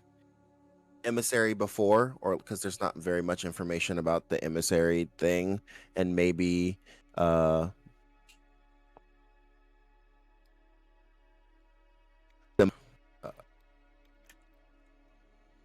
whole glowing symbol on the back thing, and if there's any connection or stories about that happening with an emissary of Paylor or with Paylor or anything like that. And then the second thing would just be trying to just know more knowledge about the blades and stuff and that story, and see if I can pull anything from there. I will say with 25, you are able to get a bit of information about the people, the pre-calamity era, also called the Age of Arcanum. This is a time when the gods were very influential amongst the world, but also the intelligence and the arcane aptitude of mortal beings was exploding. You are familiar with there being a different avatars of the gods, and these beings would be blessed and walk the earth. You do know that this kind of tradition of having avatars carried up until the calamity. Mm-hmm. And it's at that point, as the gods kind of pulled back, that they would then focus their energies into vestiges, and that is what would become their symbols in the divine, in the mortal realm.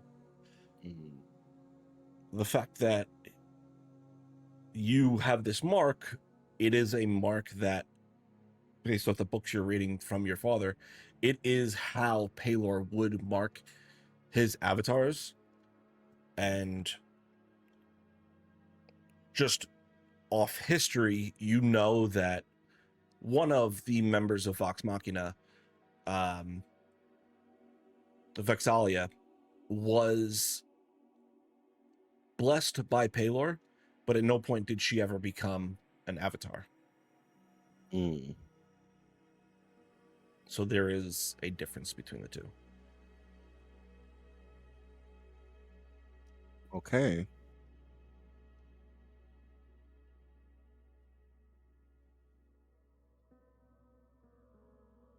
Okay.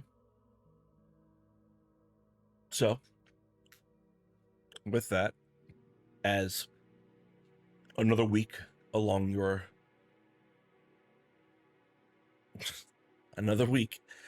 ticks along amongst your travels here, I need you to go ahead and someone roll me a d20. I got this one. 18. Okay. All right. With 18, your week continues on. What is everyone doing for this week?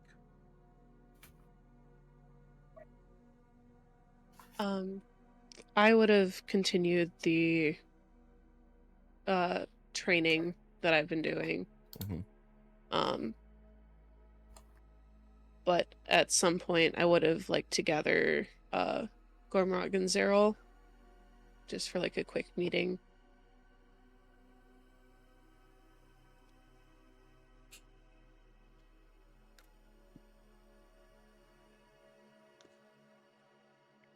Okay. So, yeah.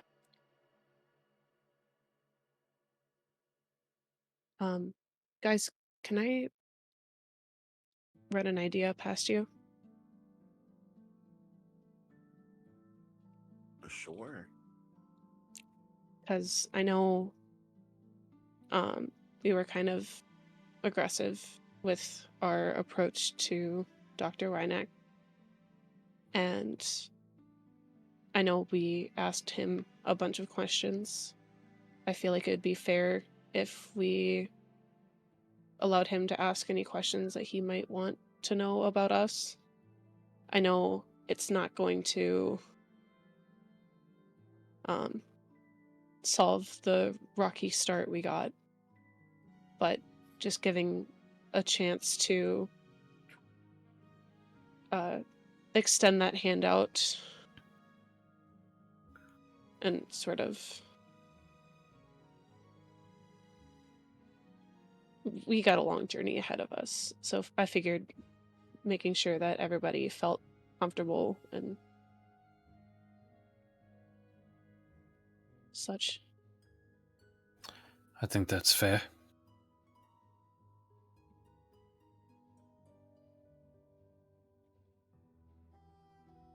Zero is still flipping through the pages of his book.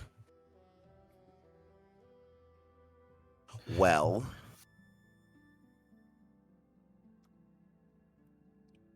I guess. But also, you know he has a ring of mind shielding on?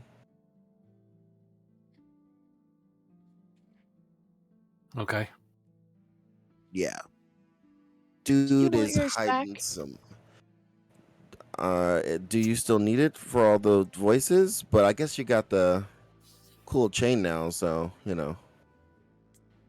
I mean, I've been just sort of dealing with anything that comes my way at this point. Yeah. But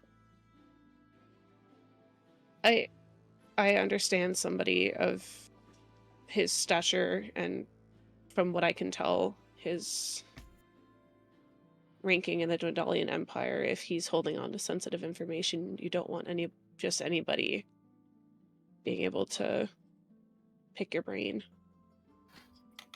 True. Or He maybe seemed- it's something similar to me. Maybe. So mean- I don't want to.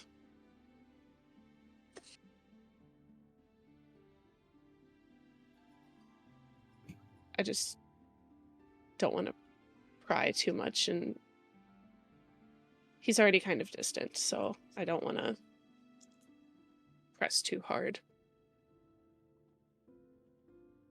Okay. I mean, I guess. But I think that there should be a limit. Like, of course, we don't have to, like, zone of truth this. We don't have to answer every single question with every single gritty little detail. But if there's, like, basic information that he wants to know,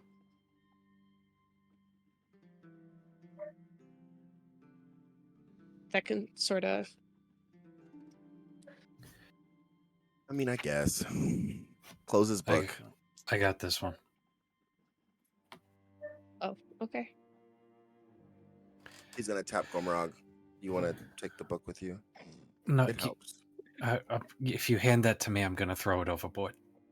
Gomrog, this is a book of very sensitive information. So don't hand it to me. Good. But- Great. Got it. Pat him on the shoulder and I walk away. I'm going to go to the kitchen. Going to get some fresh fruits from the store and make my way over to wherever I happen to find Dr. Rhynack. You would find him top deck. Most likely like looking over the railing or the edge, the boat. Just kind of taking in the distance because we can see the shattered teeth, correct? No, not from yet? where you are. Okay, great. Duh. But at least looking in the direction south. Just taking in this expanse. Every now and then, you'll see him take out a book of his own. Mhm. Pretty ornate, brown leathers with the etching and edging in golds.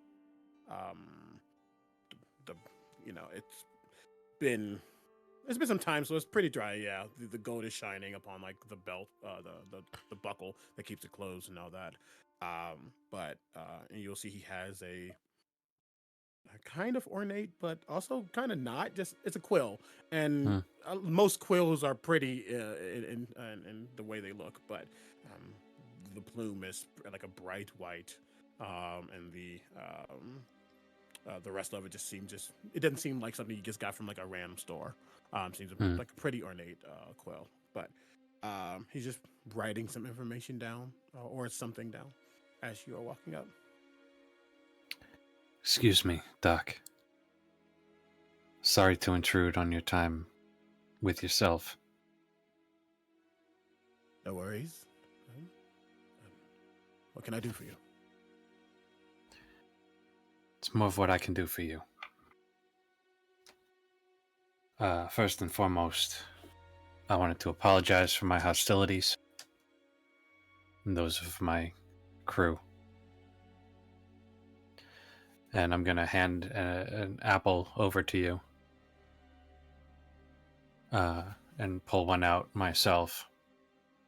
And I'm going to start like carving slices out, popping it in my mouth. He'll close his book, keeping it very, very precious, protected. Mhm. And he will put it back into his bag, and he will accept the apple, and bite into it. Crisp, fresh, juicy apple.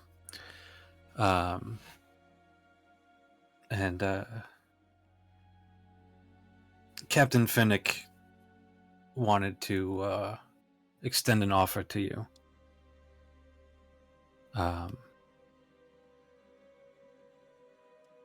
Tit for tat, kind of give you the opportunity to question us. Anything you want to know, we'll answer as best we can. Obviously, we're not going to tell you everything, just like you're not going to tell us everything, but as much as we're able, it's on the table. Again, with the intentional rhymes. I'm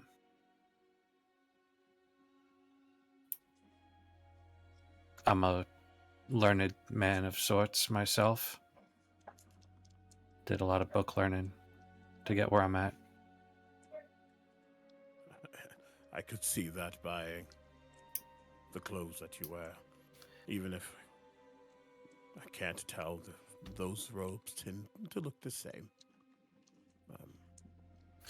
I'm an expositor of the Cobalt Soul.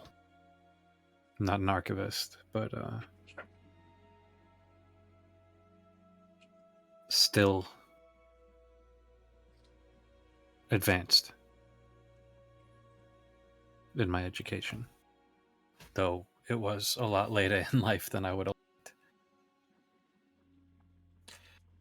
The Cobalt Soul is quite the organization. Some of us within the Empire have exchanged information as need be, of course. So I've had the pleasure of working with an archivist myself.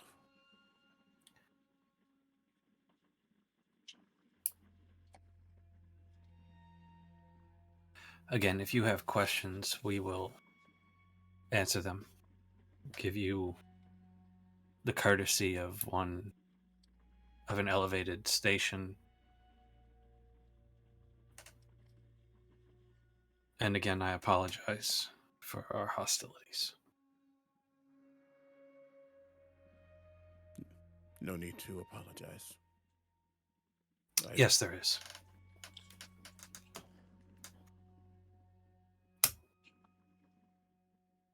I appreciate the sentiment, but I know what I did. I know what we did. And there is a need to apologize. And an offer to level the field, so to speak. Well, you'll take another bite of the apple. When would you like to meet? I don't think I have many questions, but I would be lying to you if I didn't say I was curious to know some things.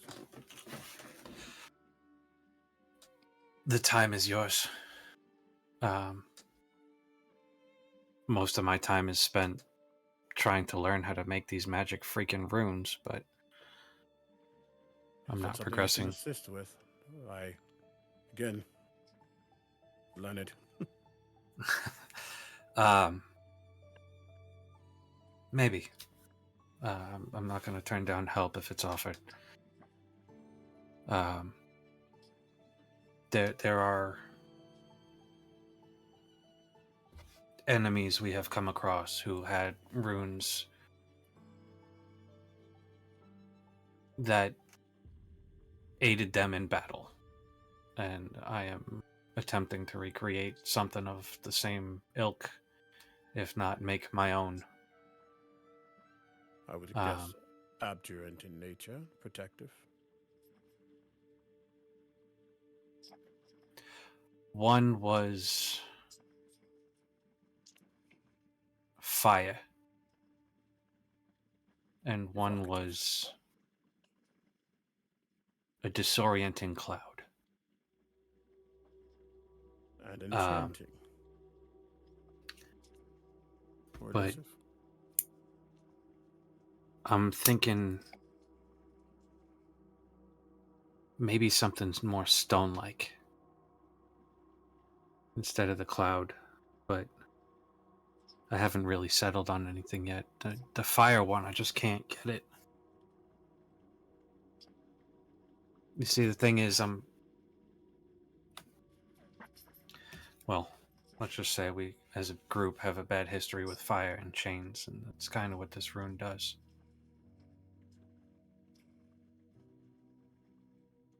I can't say I have much information about chains and fire myself, but I do know enough to at least be able to, I guess, put the equations together so you can have something practical to read, understand, know. That'd be great. If you understand runes, any help I can get would be appreciated. A rune is I, nothing more than a ritual in a different font. Huh. And I understand rituals. It's an interesting way to put that. Can we ritually cast elemental titans power into existence? You see his eyebrows go up as high as they could at the casual elemental giant. He just, you all have been through a lot, I see. Yeah. Several world-ending events. We are the Not fists thinking- of fate. Fist of fate. Yeah. So not just researchers. Full-blown. I think aboard this ship, I'm the only researcher. Zarel is a performer. And Finnick is a champion.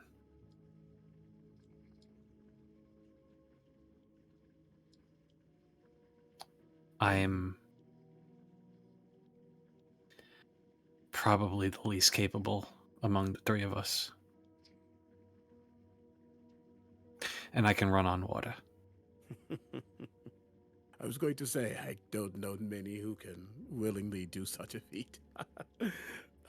Well, if it is helpful, my quill is yours. Thank you. And for the record, I have extra paper if you need it. Oh, don't you worry. It is appreciated, though. I find that they say you learn so much from history, and history has such a stamp upon it. You can't deny its power.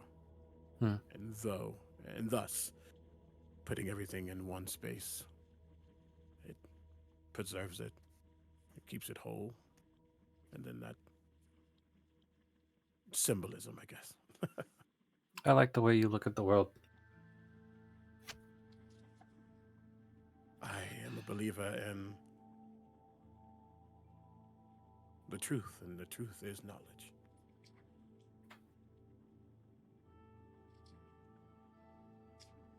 There are nuances to the truth.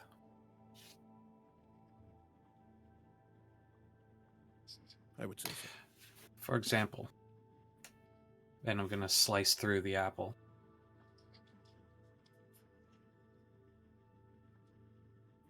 You know what's inside an apple?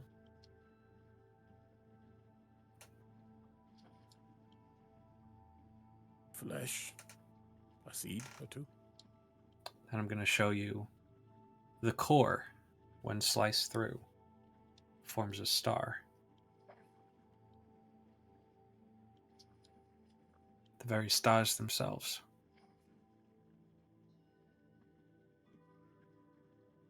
I'm going to bite into it and just nuance. There's patterns in everything.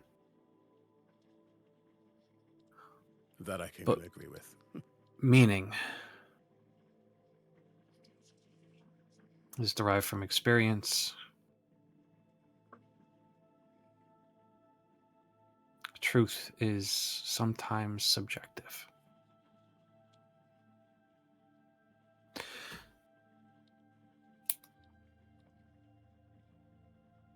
He listens, truly listens, and ponders. You're seeing juxtaposed to the, the tired, ragged, haggard individual that you saved, a week or so ago. And older than he looks, wiser than he looks, individual who was appreciating a good conversation.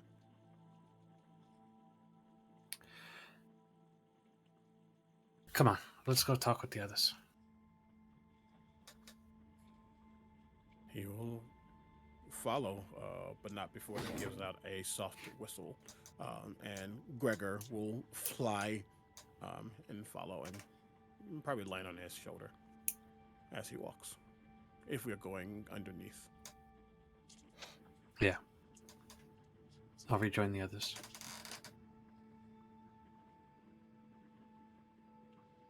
You would find, well, depending on where you go, but Finnick would be in the kitchen just making up a simple, like, berry tea and just putting together a few, like, snacks and stuff as if for, like, a tea time, but setting the table.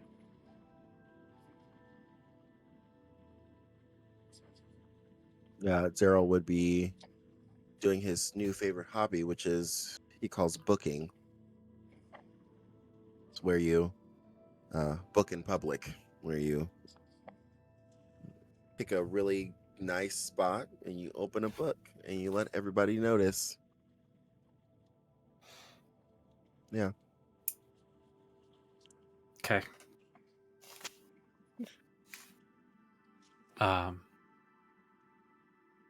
I'll come up behind Finnick and just, hey.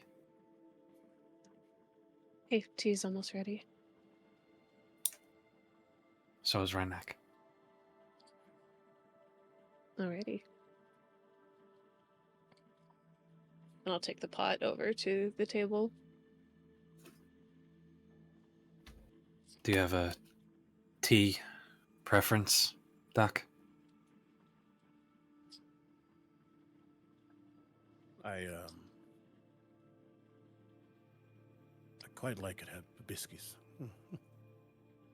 I like its earthy tone, but there's a flavor to it. I dare not say fruity, but it does. This Well, one is this one's a little on the sweeter side, so I hope that's okay.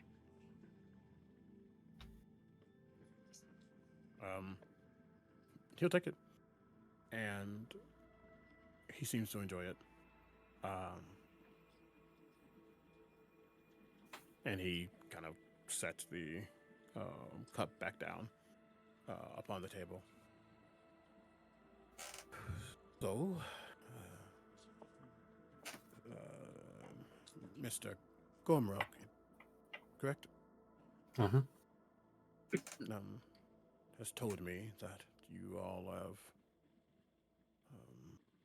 want to share information or to speak.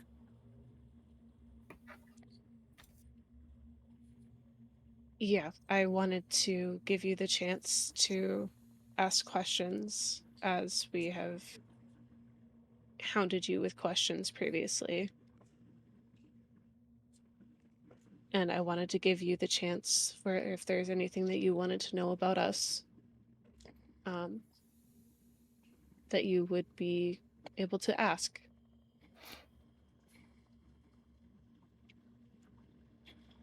Sort of open table. Well, again, thank you for the hospitality. As he says hospitality, he looks at Gormrock. And looks back to the others. Truthfully, don't have many questions to ask. You are not allowed to just know what individuals are doing just because they're doing it. Your business is yours. Mine was mine, but then Storm. It was mentioned to me that this is not a group of historians or researchers. Not that the teeth are inhabited or uninhabited. Not many take voyages to these parts. We were going for information. I guess curiosity has me wondering what a group of adventurers want here.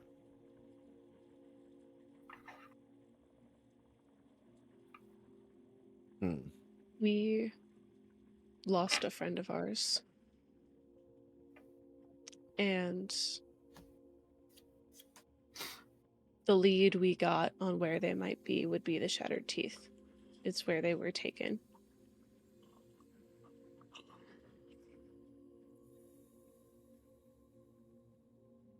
I apologize that you lost someone.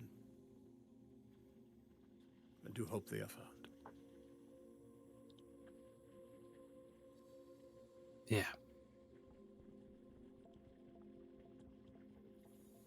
We're also looking for the people who took her.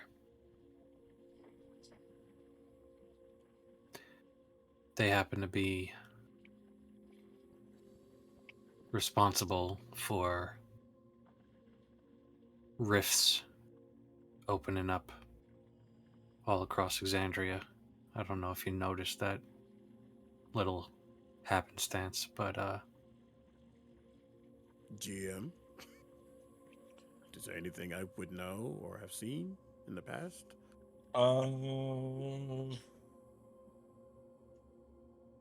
Roll me a d20.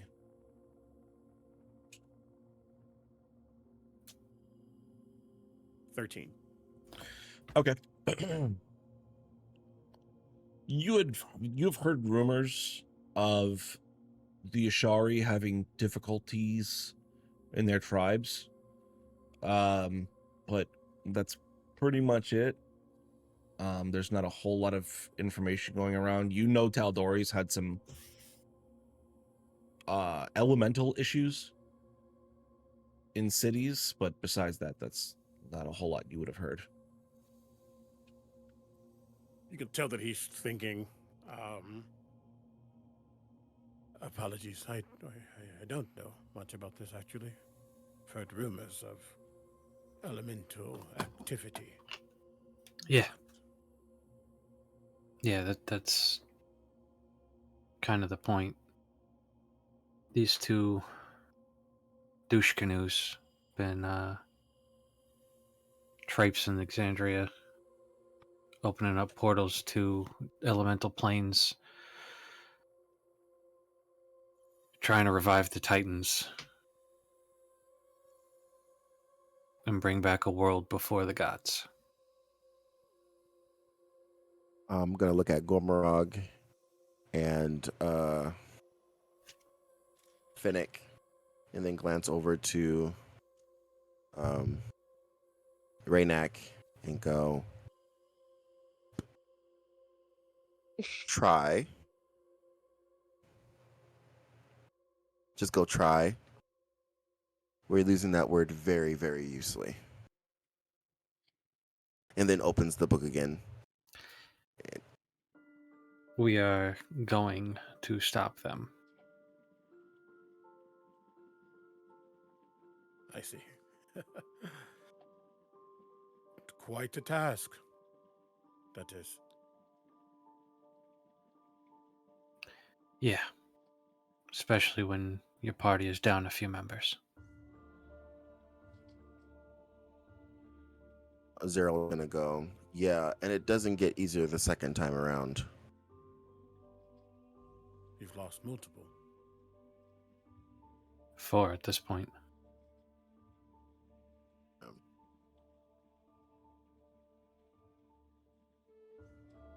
I am sorry for your losses. Yeah. Thank you. We are less than half of the Fists of Fate. But we carry on the name. Well, right now we're kind of the fingers of fate. Zeryl. Just saying. It's important. Finnick. Which finger are you again? Last time I checked, you said the middle finger. Yes. The biggest, the strongest. And Gomarok is our index finger because he is our compass and he is usually pointing us in the right way, in the right direction. And me, Understand. I am the opposable thumb. Because without an opposable thumb, you can't really pick anything up. You know what I mean? So, and then goes light and makes the cup of light. Makes the tea turn into a cup of light. He just takes in this very strange but endearing trio. He will take up that cup, and he will use his own finger, like with his mug, and just kind of like swirl, and you'll see the liquid inside or whatever's inside just turning as he stirs it. Just, you all are. You remind me of when I had ambitions of travel and excitement, being behind closed doors and gathering information can be fun for the brain, sure, but as they say, there's nothing like experiencing it, right? When you say had ambition, what do you mean by that? Because it seems like you are out traveling now.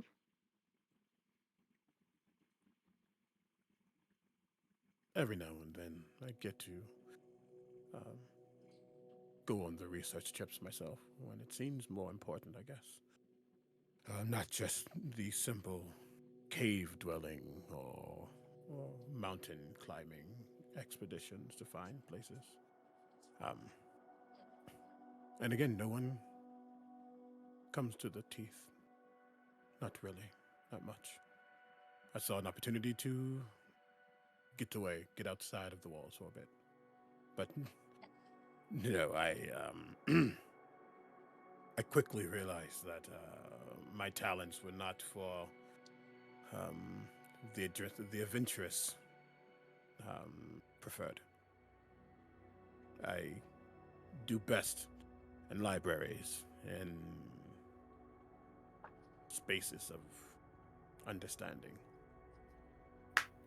That's all. We have that in common. Zero's gonna go, and so do I. And holds the little book up. What are you Well, reading, I think- actually? I'm a lover of books as well. And he will pull out again this very ornate book. It's thick. It's probably like halfway thick. Definitely older paper inside. Again, brown with golds kind of adorning it. I like to write, but many stories I've seen. I love a good tale. So I was just curious to know what you might be reading. Fig starts to Zero starts to like flip through his like book, of things. Well, uh, nothing super important, but your book seems way, way better. I've been reading up on some stuff on Paylor and, you know, emissary stuff, and just boring, just boring. Knowledge of the Dawnfather is never boring. Right. Question. I know you're asking us some questions, but this is totally off topic. Since you are a learned person, you wouldn't happen to know anything about a 10,000-year-old wizard stuck in a sack? What? Oh my God, Zerl. Damn it. It's important. I'm telling you.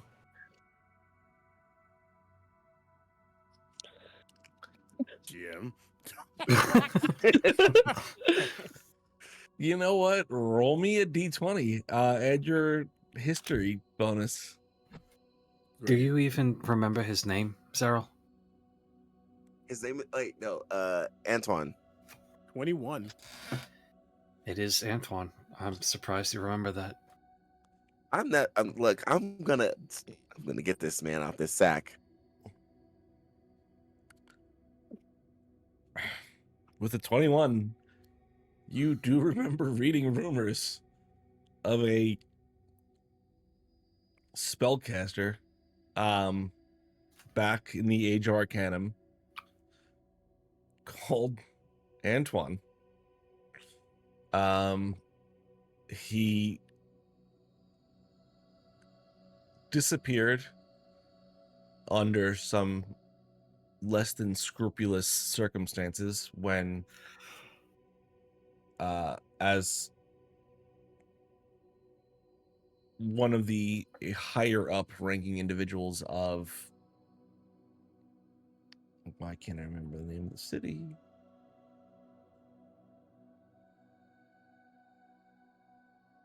Oh,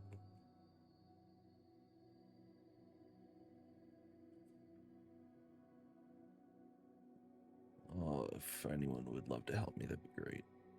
Aor? Aor, yes, thank you. Like AR Avalier, where you getting? Oh, Aor. Slightly before the calamity, he was one of the upper ranked spellcaster techno scientists of Aor. And that would be, with a 21, that would be all you knew of him. It's more than we know. Yeah. You see, as you say Antoine, there's a cant of his head. The Aorian.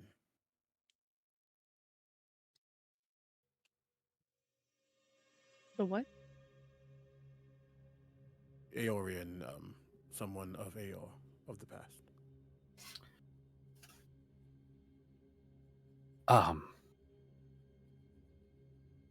It was, from my understanding, I don't know much. You know, rumor mills and small pieces of text. Was an upper archmage. Blended their technologies. Who's got the sack right now? Is it in the bag of holding? Yes. Then I have it. So, all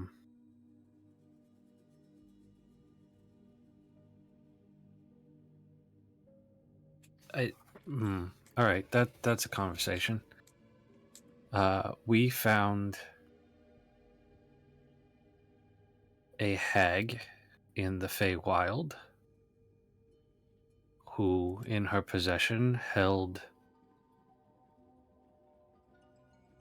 a sack of flesh within which is held a spirit of Antoine.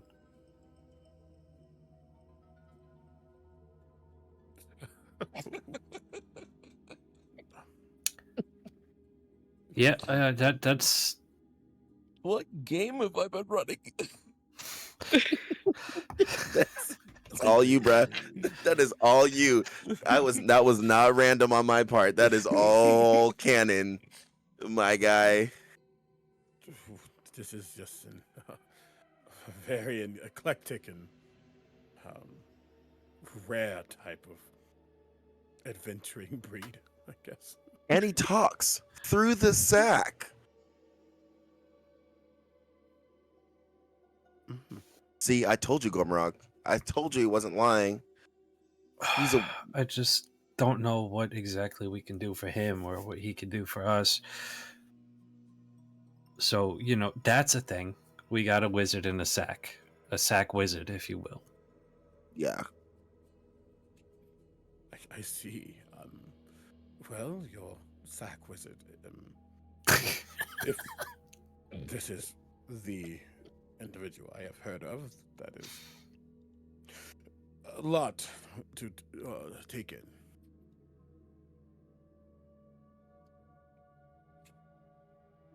Yeah. I mean, that's just one of the many small things that we've come across in our time back in this realm, I guess.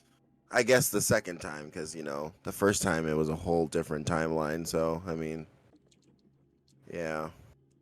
Anyway, Timeline? not important. Any more questions? You know what? No more questions. More tea. I think Finnick? we're just giving this new friend a lot more questions than answers. I am not obligated and shall not push further. That is your story to hold and have. If you want an abridged version, I do keep a journal. Again, just because I am upon your vessel, it does not give me automatic access to your journeys.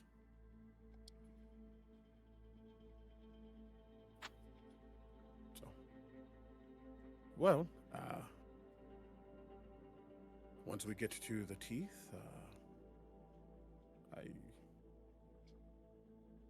will part with any information I may have about the area. I don't know much other than the map that we have that is now in the water, and the information about the islands themselves that also was in the boat and now is in the water. So I have what I can give. If it's any consolation, we do have a map. It's just the information about the islands that we lack.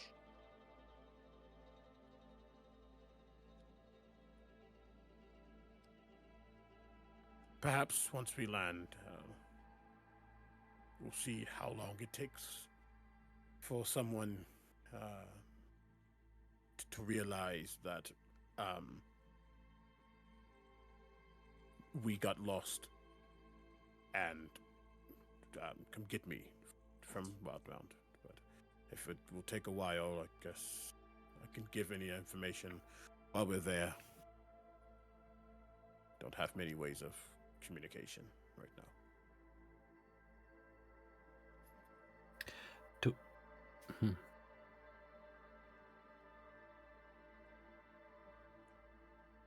I have a thought. I'll ask later.